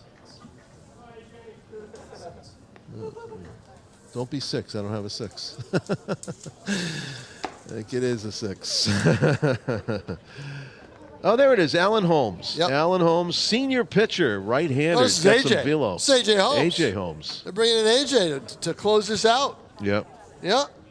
That's with the guy that started the game on Monday. Right. Their ace. Oh, yeah. Yeah. Yeah. He didn't go as far in that game as he thought he would go, so he's got Right. some more in the tank here on a Friday night. It's nice. Oh, that's a nice pitch. Who's in the booth on that breaking ball right there? So that's a nice luxury to be able to bring this guy, AJ Holmes, out of the pen to try to close this out. It's a lot of break on that breaking ball. And he will be facing Ty Byrne.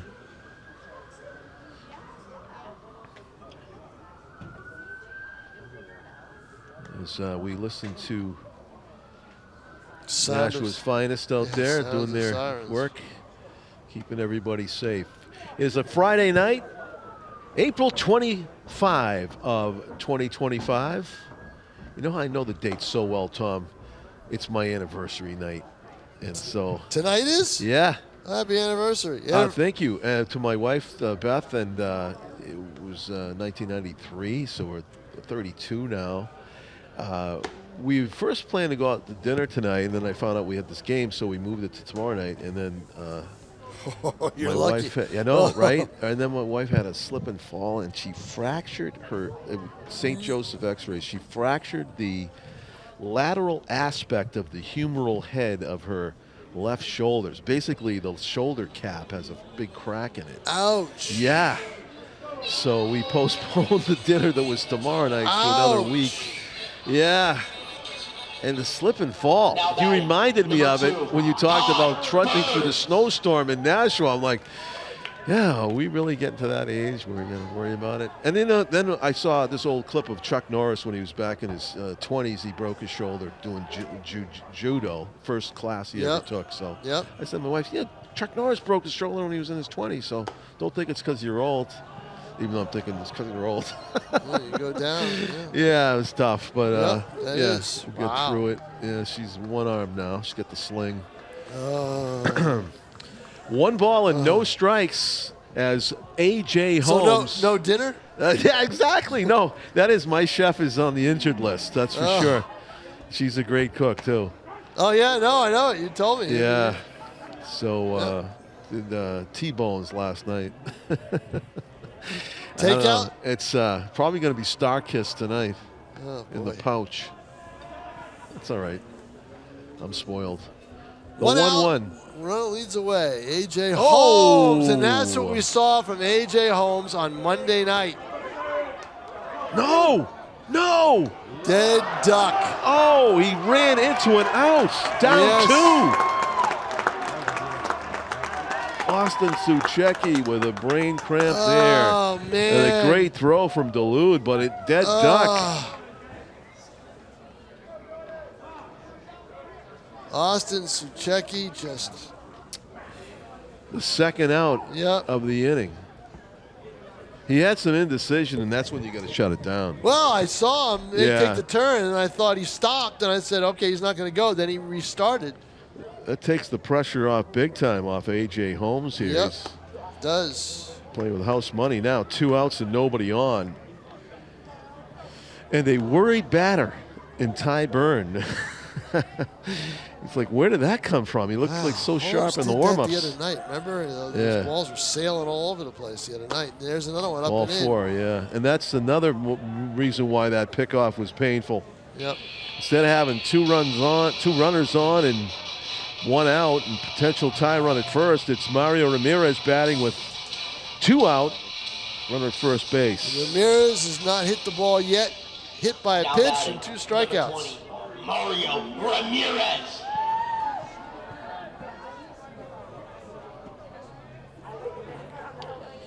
Mario, our next best bet to drive a ball to the outfield off a BG pitcher, but he waves through that one inside corner with the heat. John, people have been screaming for the Patriots to get a skill player, and they did tonight. They drafted Ohio State running back Trayvon Henderson. Trayvon Henderson, Ohio State. Yeah, he's a speed type back. Home run threat. Second round, 5th pick in the second round. I was saying earlier, I recapped about Will Campbell, that pick, and saying that, the Patriots fans are hoping that he's the answer to protect Drake May's blind side. And I said, you folks watching this game on YouTube 10 years from now, you know the answer to that question. Right, you will, exactly. Yeah. Well, it just amazes me how they all complain about the offensive line and how bad it is, and then they draft an offensive lineman who's the best one in the draft. And we wasted a pick. Everybody's moaning about it. It's unbelievable. Yeah. Incredible. It is. Incredible. Right? You hear it firsthand. Tom, for the record, everybody said it's a good pick. There goes the runner. That's a throw to second, not in time. And great jump, good speed. And a gamble, you get 2 outs. Yeah, sure. You don't want to run into 2 outs to end the inning. Staying aggressive. Yep. 1-2 is the count on Mauri Ramirez, who's not looked comfortable against the velocity of A.J. Holmes. But you know what? This is when Mario can just kind of get the bat on the ball and put it in the outfield, and he's got to run. Good take. Almost no other choice there. It was unhittable inside off the plate. 2-2. AJ wanted that. Now he's got to focus a little bit and not let that get to him. There goes the runner for third. Throw to third, not in time. So he's at third base. 3-2 now to count. A little bit of an awkward slide there by Again, the Guertin pitchers have been going inside. Yeah. We must be hoping for a wild pitch here. If well, I mean, with AJ overthrowing this week, it could happen. Let's see. 3 balls, 2 strikes. BG with a 2-run lead. A.J. Holmes fires. Nice It's the pitch. breaking ball for strike 3. It is as nasty as it gets. That was the best pitch he's thrown in the 2 times we've seen him. Look at him hug Jordy DeLude right there. Wow, you kind of, as a hitter, you got to kind of just tip your hat to the pitcher if he can get that over in that count, in that situation. I'd love to know who calls the pitches. Does Scott Painter call them? Does DeLude have the freedom to call them, or what? How does that work? I'd love to know, because that was a masterful pitch that if you could get any part of the plate, you were going to freeze Ramirez because fastball, up and in. So yeah. We saw him uncork a few of those beauties in the warm-ups, and he just found a way to work it into the game in the key spot right there. Strike 3 looking, and we go to the final inning, perhaps 7th inning, as BG will try to get some insurance runs at the expense of Ryan Guertin, who is back out there for another inning of work in relief for the Titans. Too bad we don't get to see Nolan Sullivan tonight because they don't have the lead. So maybe in that Battle of the Bridge game later in the spring. Next game for North is Alvern, right, on Monday? Yes, at Alvern. At Alvern. Yep. Over in Hudson. Broncos are winless on the year. Oh, they win. I was just going to check. You found They are. They're winless on the year.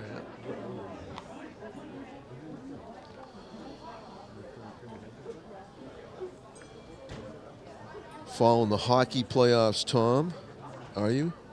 Well, John, have to. Here's the yeah, exactly. 72 degrees on Monday, by the way. Check out nice game. NationalTelegraph.com. We have all the NBA playoff games and all the NHL playoff games. It's a fantastic time of year for a sports fan. They'll all be online when you wake up in the morning at NationalTelegraph.com. It's one story with a roundup format, a lead game, and then the rest of the shorts on the other games. It'll be marked headline NBA playoffs and then Stanley Cup playoffs. So check it out at NationalTelegraph.com. Excelente. Yeah, well, excelente for you. I got to be up all night to wait for it. There's a ton of West Coast games. I am a consumer at this time of year. Ton of West Coast games. Oh, yeah. Can't believe the Oilers are struggling so much against the Kings. The Kings have a good hockey team. They do, but it's Stanley Cup playoffs, John. Anything can Connor McDavid and Draisaitl, and they're down 3-0. Hammer to right center.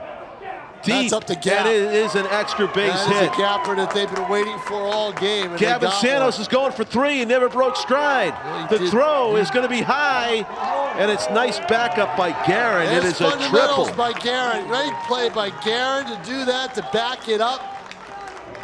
He hesitated just a little bit, and I thought that was going to be enough to get him. And you know what? If it was a really, really good throw on a cutoff, it would have. But the high throw, he gets able to slide in, and he gets third base. There had been no extra bases before that mighty swing by Gavin Santos as he drove the right center gap and never broke stride as he went for 3, and he is at the third base, 80 feet away now with the lead. Ben Geiger trying to get him home for insurance runs. BG leading 4-2 in the top of the 7th. Infield is all the way in. That one nicked him, to look like, and it's going to get to the backstop. It did not hit the runner. Score standing up. Yeah, Santos scores easily, and it's 5-2.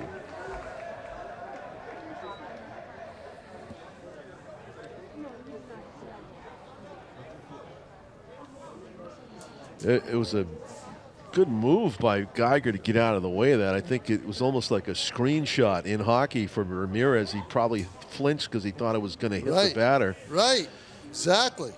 And it scored it by him off of his glove.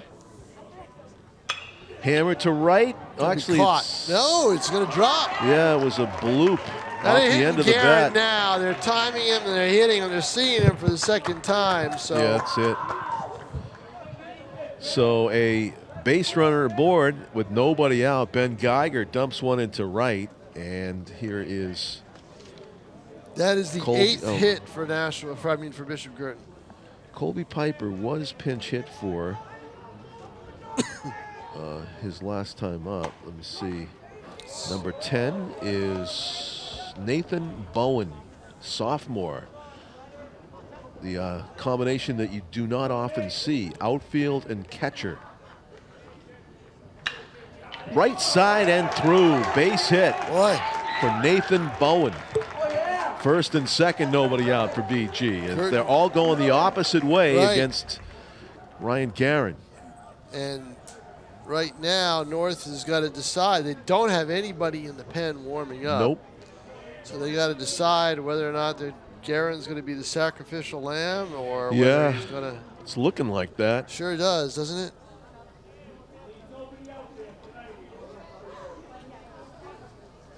Ethan Druin thought about swinging at the first one. It's a nice strike over the outer edge by Guerin. 0-1.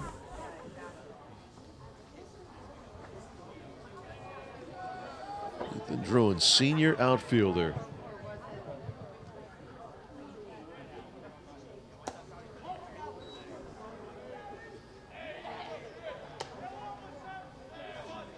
Ripped a hard shot to right his last time up. I think that was the go-ahead hit.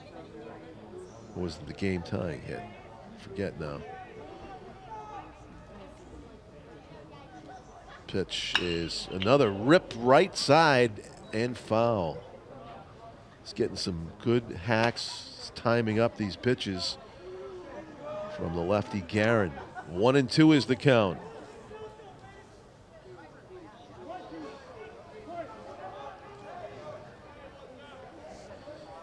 Bishop Guertin's next game is home against Salem, and that is on Monday.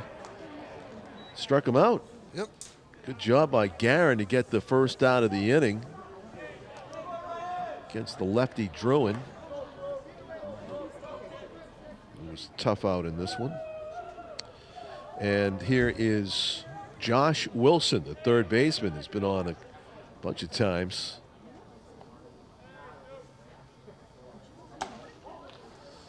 Guerin did a tough thing there. He looked like he looked at the runner at second as he was in the midst of throwing. Yeah, no kidding. I know it. And Ramirez brought that ball all the way in and tried to frame it again. Yeah. Just didn't get it. Up and in. Yeah, I think Guerin has kind of reached the end of the line. Yeah, he's just on fumes, it seems well, they're like. hoping to see if he can get 2 more outs and save the pitching staff, get everybody fresh going into next week, because there won't be a game tomorrow. Thanks to the lovely weather that we have on Saturdays, it seems. April showers. Well, we've gone, I think it was like 3 Saturdays in a row with rain, and 2 weeks ago it was snow. Yeah, that's right. You know, and then and last week 80 degrees, and now this week we're back to rain. Nice pitch. Nope, down and in. Ball Walk. 4. Ball 4. Bases are loaded with 1 out for Jordy. And again, no one warming. Dulude. They're going to let Guerin finish this. Yeah. So it'd be a good time for the 3rd double play turn of the game for North. It sure would. Maybe a comebacker.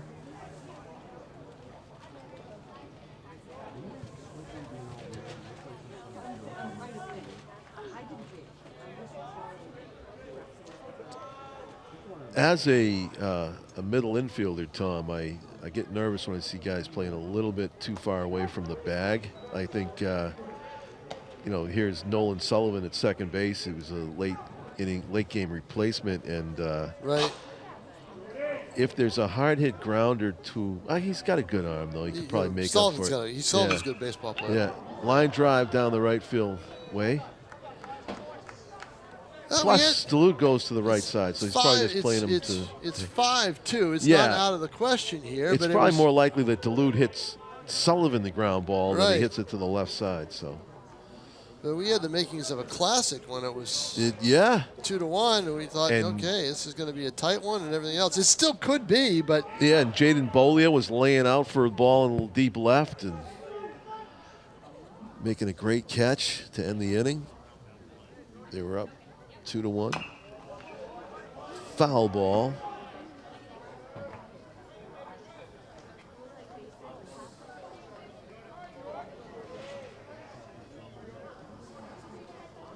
I saw something I'd never seen before in the interim between our winter sports and baseball. It was a baseball game. It was college. Guy was throwing a no-hitter, and I'll tell you how it ended. The very last play. Inside out by Duluth, still 0-2. So the last batter of the game hit a ground ball to the right side. There was a guy on first from a walk. No hitter. Ball hit the runner. Yep. And so runner's out. Runner was out. It was the 3rd out. And the way they scored, apparently, I guess we have to look this up to verify. Did the runner score across the plate before? Was there a runner at third? They call it a base hit.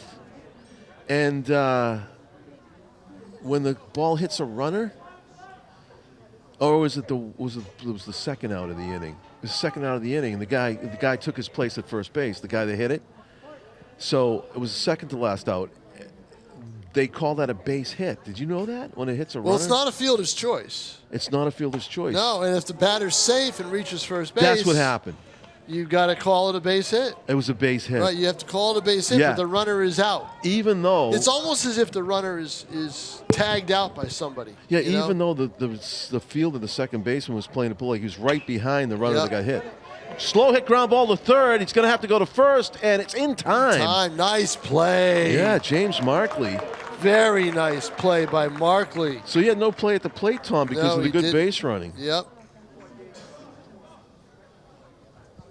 Off with the contact. I think that was Ben Geiger that scored, who's not really thought of as a speedster, but he was off on contact. He was off on contact. So it was great base running by him to not get thrown out at home. And it's 2nd and 3rd now with 2 out. Should be Ireland. Was it a force play at home? Boy. No? Bases weren't loaded. They were not. Line drive, left field's going to get down for 1 run, 2 runs. The throw is going to be late.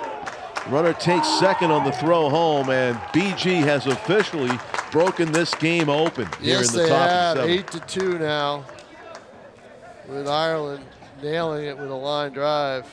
Base hit, so went down and got it and lined it to left. Our classic disappeared in this top half of this inning. As the Bishop Guertin penchant for scoring a lot of runs in every game showed itself late. They were not going to be held to 1 run. Foul back by Nick Weiner. Tyler Parks would love to have another chance to hit. He's on deck. as would Gavin Santos, who started this inning off with a blast.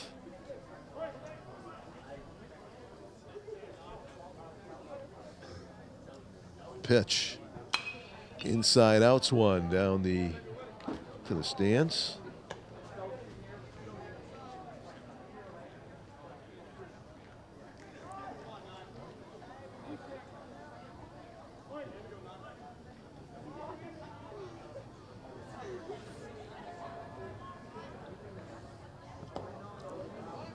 Swung on and missed, and completing the strikeout to end the inning. That'll do it. Yeah, but 3 more runs for Bishop Guertin, and they make it a 7-2 lead.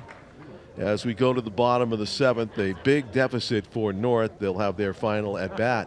John Collins with Tom King, Nashua ETV, bringing you this one in late April 2025. Hopefully the first of many more, and we'll see who emerges as a top-tier team locally. 3 runs this inning or 4? Yeah, you had 4. I had 4. Yeah. Right? I kind of trust your tally. They have 7 on the board. Isn't it 8? Wasn't it? It should be 8. What was the score after the previous inning? It was they 5-2. It was 4-2. 4-2. Yeah. It was 4-2 coming into this inning. If I took better care of my scorecard, I would know. Right? 4-2, and then the triple and a wild pitch made it 5-2. Huh. And then on that infield, 2 runs on came that in. infield play, the runner scored. Yeah, right? that was another. That would have run. been 6-2. And then the 2-run single by Ireland. Right. Yeah, I thought you were right. You know, it's like maybe that's what this discussion's about right now. Where? Your coach and your umpire. No, I don't think so. No, it's about here's the ball. Yeah, it's not about that. Well, okay.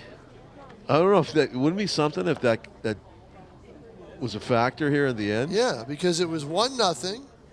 Then the Geiger single tied it at 2. Okay.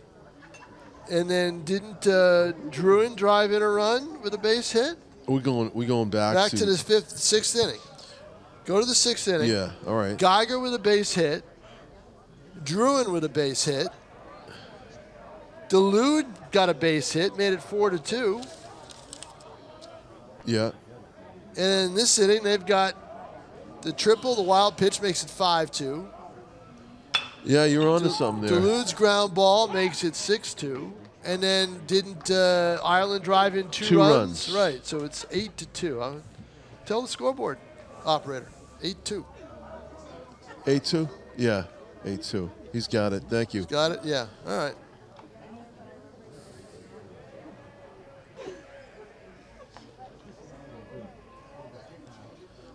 Yeah, you got to change it. Yeah, he just wants to change he's trying to figure out how to do it. Oh, okay. But he's not challenging you, Tom. You only All been right, getting so it I right. have the right. So I want to make sure I have the right score. You've only so been getting it right for 40 years. So it's 8-2. 8-2. This is funny, sometimes we get emails from coaches with all this stuff on their games and stuff, a few sentences here and there. Yeah. They leave out the score. No. Yes. And if it's not on the NHIAA scoreboard, I'm like, okay. Oh, boy. What do I do here?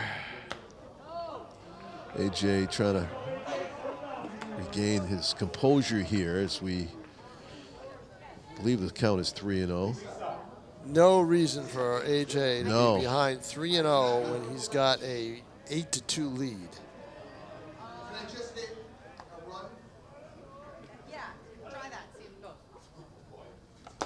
That's ball 4. So there we go, 8-4, 8-2. AJ's problem is pretty simple. He's just got to shorten up, don't you think, John? Yeah, he made that adjustment previously. Right. Maybe he just needs to throw more breaking balls, even though it's a big lead if he can control it. He had a nice one to end the previous inning against Ramirez. That's high.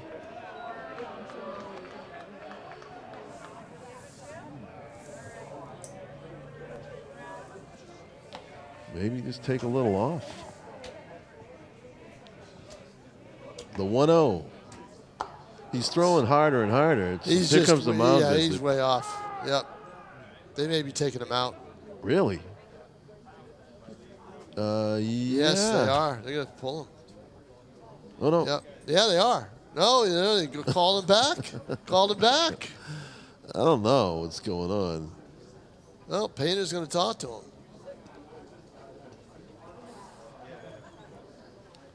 The two players who were playing catch in the bullpen just switched positions. One was on the mound and one was behind the plate now.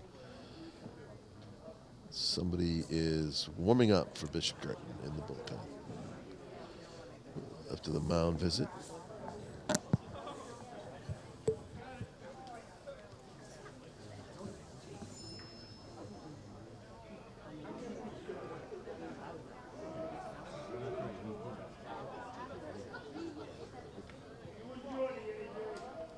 So we'll see if Holmes can finish this one out. Down 2-0 in a count.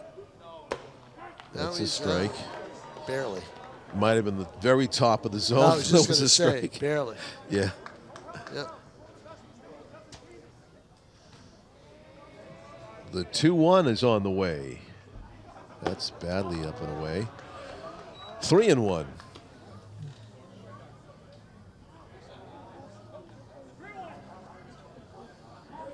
This is one of those occasions where the batter is taken all the way on 3-1, down by 6. Ball. That was about an inch above the other pitch that was a strike, I guess. And then there were 2 on and nobody out. AJ's got to worry less now about velocity and just basically put the ball over the plate. He might have to guide it over and take his chances with his, let his defense play behind him.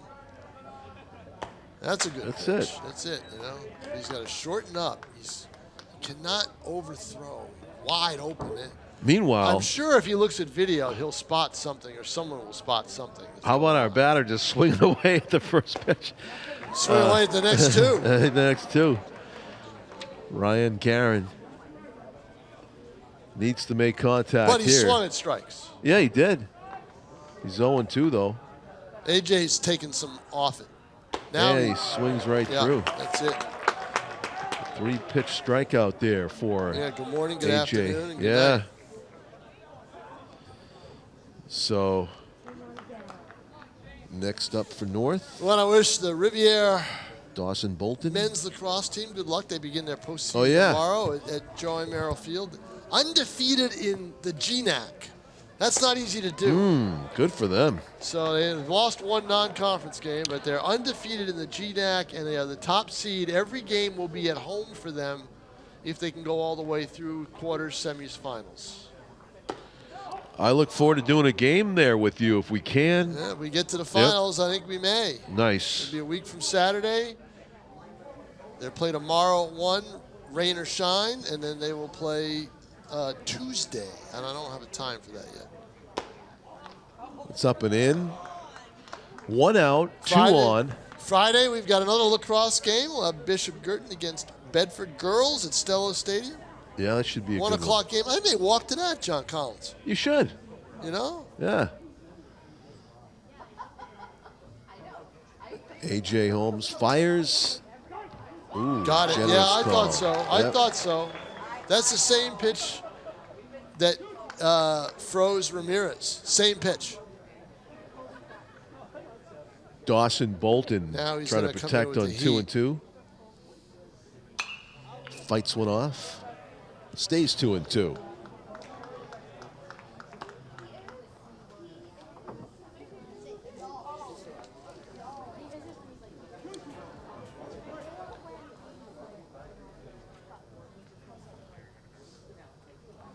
Nice pitch. Foul tipped into the mitt, strike 3. This is the AJ Holmes we've Yeah. come to know. I wonder what the magic words were that Scott Painter used to get AJ Holmes to get back on track here. Because whatever they did, they worked. North down to their last out, trailing 8-2. With 2 on here in the bottom of the 7th. That's a strike. Yeah, he hasn't been behind a hitter since. So Yeah. he's in a groove now. Nice groove. Yeah. And probably not going to deviate from the fastball either. No. Ball misses.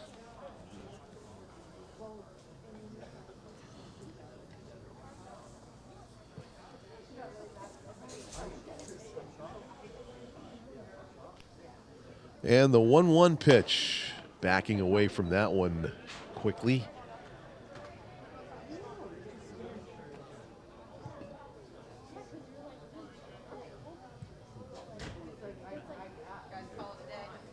Charlie Patterson probably is only at bat tonight.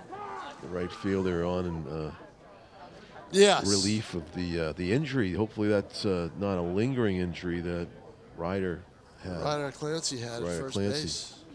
Went down mid-game. So Patterson trying to keep the game alive here. 2-1 pitch.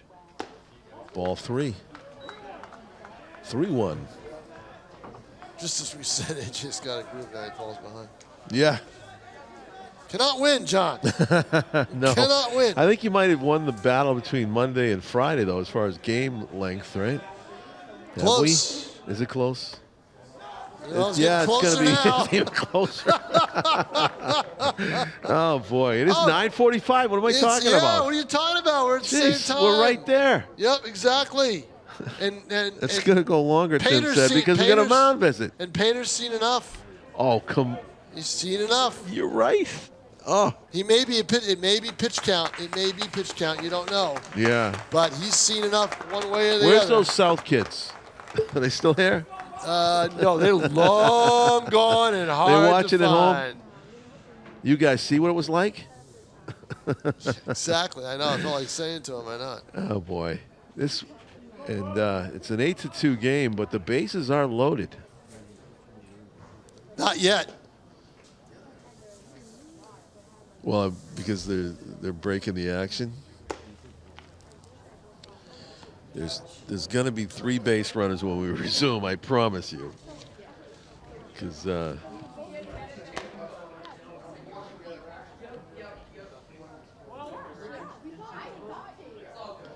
Charlie Patterson's at first, right? Yep.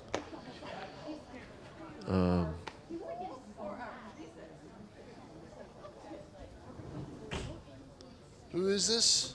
We got a number? Let's get a number.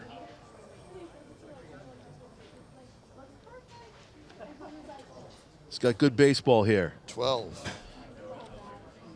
Let's see. Brian Webb. All right. You ever hear that expression, Tom? Good baseball here? I heard it on the set of Fever Pitch.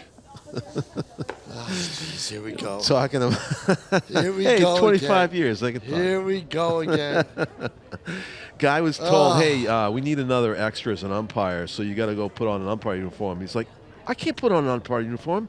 I got good baseball here. He told that to the assistant producer. It was so funny. Jeez. That's a ball up high. It wasn't that high. Come on. Are you expanding the zone, Come Tom? on, Up. Let's expand the Jaden zone and get us out of here. disagrees. He's It's up on the 8-2. count, 1-0. Of course, it's a high school game, so anything can happen. Oh, a wave at it. Jaden Bolio did not look comfortable on that swing against Brian Webb.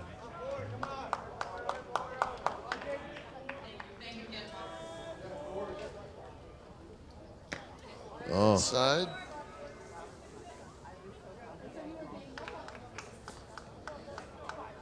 Junior pitcher Brian Webb entrusted with closing this thing out. He's got a big cushion of 6 runs, but there are 3 aboard for North with 2 out here in the bottom of the 7th inning. The 2-1 pitch on the way. That's way high, and it's 3-1. And Brian Webb is in Scott danger. Painter's got to be going nuts. He's got an 8-2 lead. His best pitcher can't throw strikes, and now his reliever's down 3-1 in the count. Yeah. All North needs is a hit to break, to give them a life. Oh, look out. That's not even close. So, does he just put a position player in and say throw it over the plate? I mean, I'll go down and pitch it. You want to. I know you want to get a shot at it. Yeah. My goodness. Come on. Monday night, you have been eclipsed. I'm telling you. High school baseball. Didn't see this coming, though. We were flying along. Not with that. We all of a sudden we were right. 2-1. We were. AJ Holmes was flying. He got 2 strikeouts after the walk. Look out. This one's It not hit even him. close either. No, it bounced. It hit him. Did it? Oh, definitely. The umpire's How's not the ball saying end it. up over on the left side of Umpire's the not saying it. left side of the dugout? Is he? Left side of the home plate. What's the story? You're right. He's not giving it to him. It bounced off of him and ricocheted over there. There's no way the ball ends up over there if it didn't hit him. Yeah? The umpire didn't see it? Pete saying, oh, he didn't try to move out of the way? Oh, that could be. Yep. Well, they're gonna talk about this, right? Yeah. Yep. I've seen that called before. Oh, boy. What? Yep. He said what? He said he did not Okay. get out of the way. All right. Evidently. But he just turned. I mean, sometimes there's no way to react in time. They just throw it at your feet like that. But anyway, it's a ball, that's for sure. Oh, boy. Was not in the strike zone. Hits it high to center, but it's playable.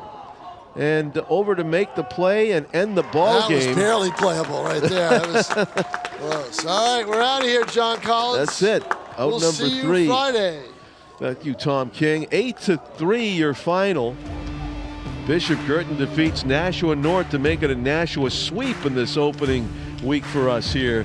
Baseball on Nashua ETV in 2025. For Tim O'Neill, Dan Young back in the studio, my executive producer Pete Johnson and Tom King, I'm John Collins.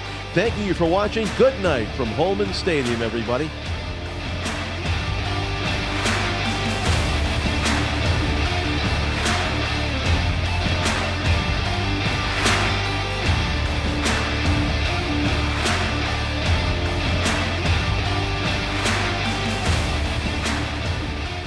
Purple Panthers threatening. And Guertin with the lead. It's Titans point. No. Hey, what a great crossing pattern. I tell you, finding himself all alone up the seam was Ryan Conley. Shot and a goal. And the Titans are on the board. Leckletter. Oh, I'll tell you, she's a beast.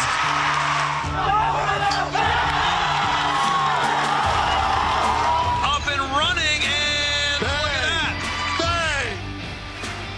He's in there. Shot score. You can see it all setting up. You sure could. North sets it up. And a killer winner.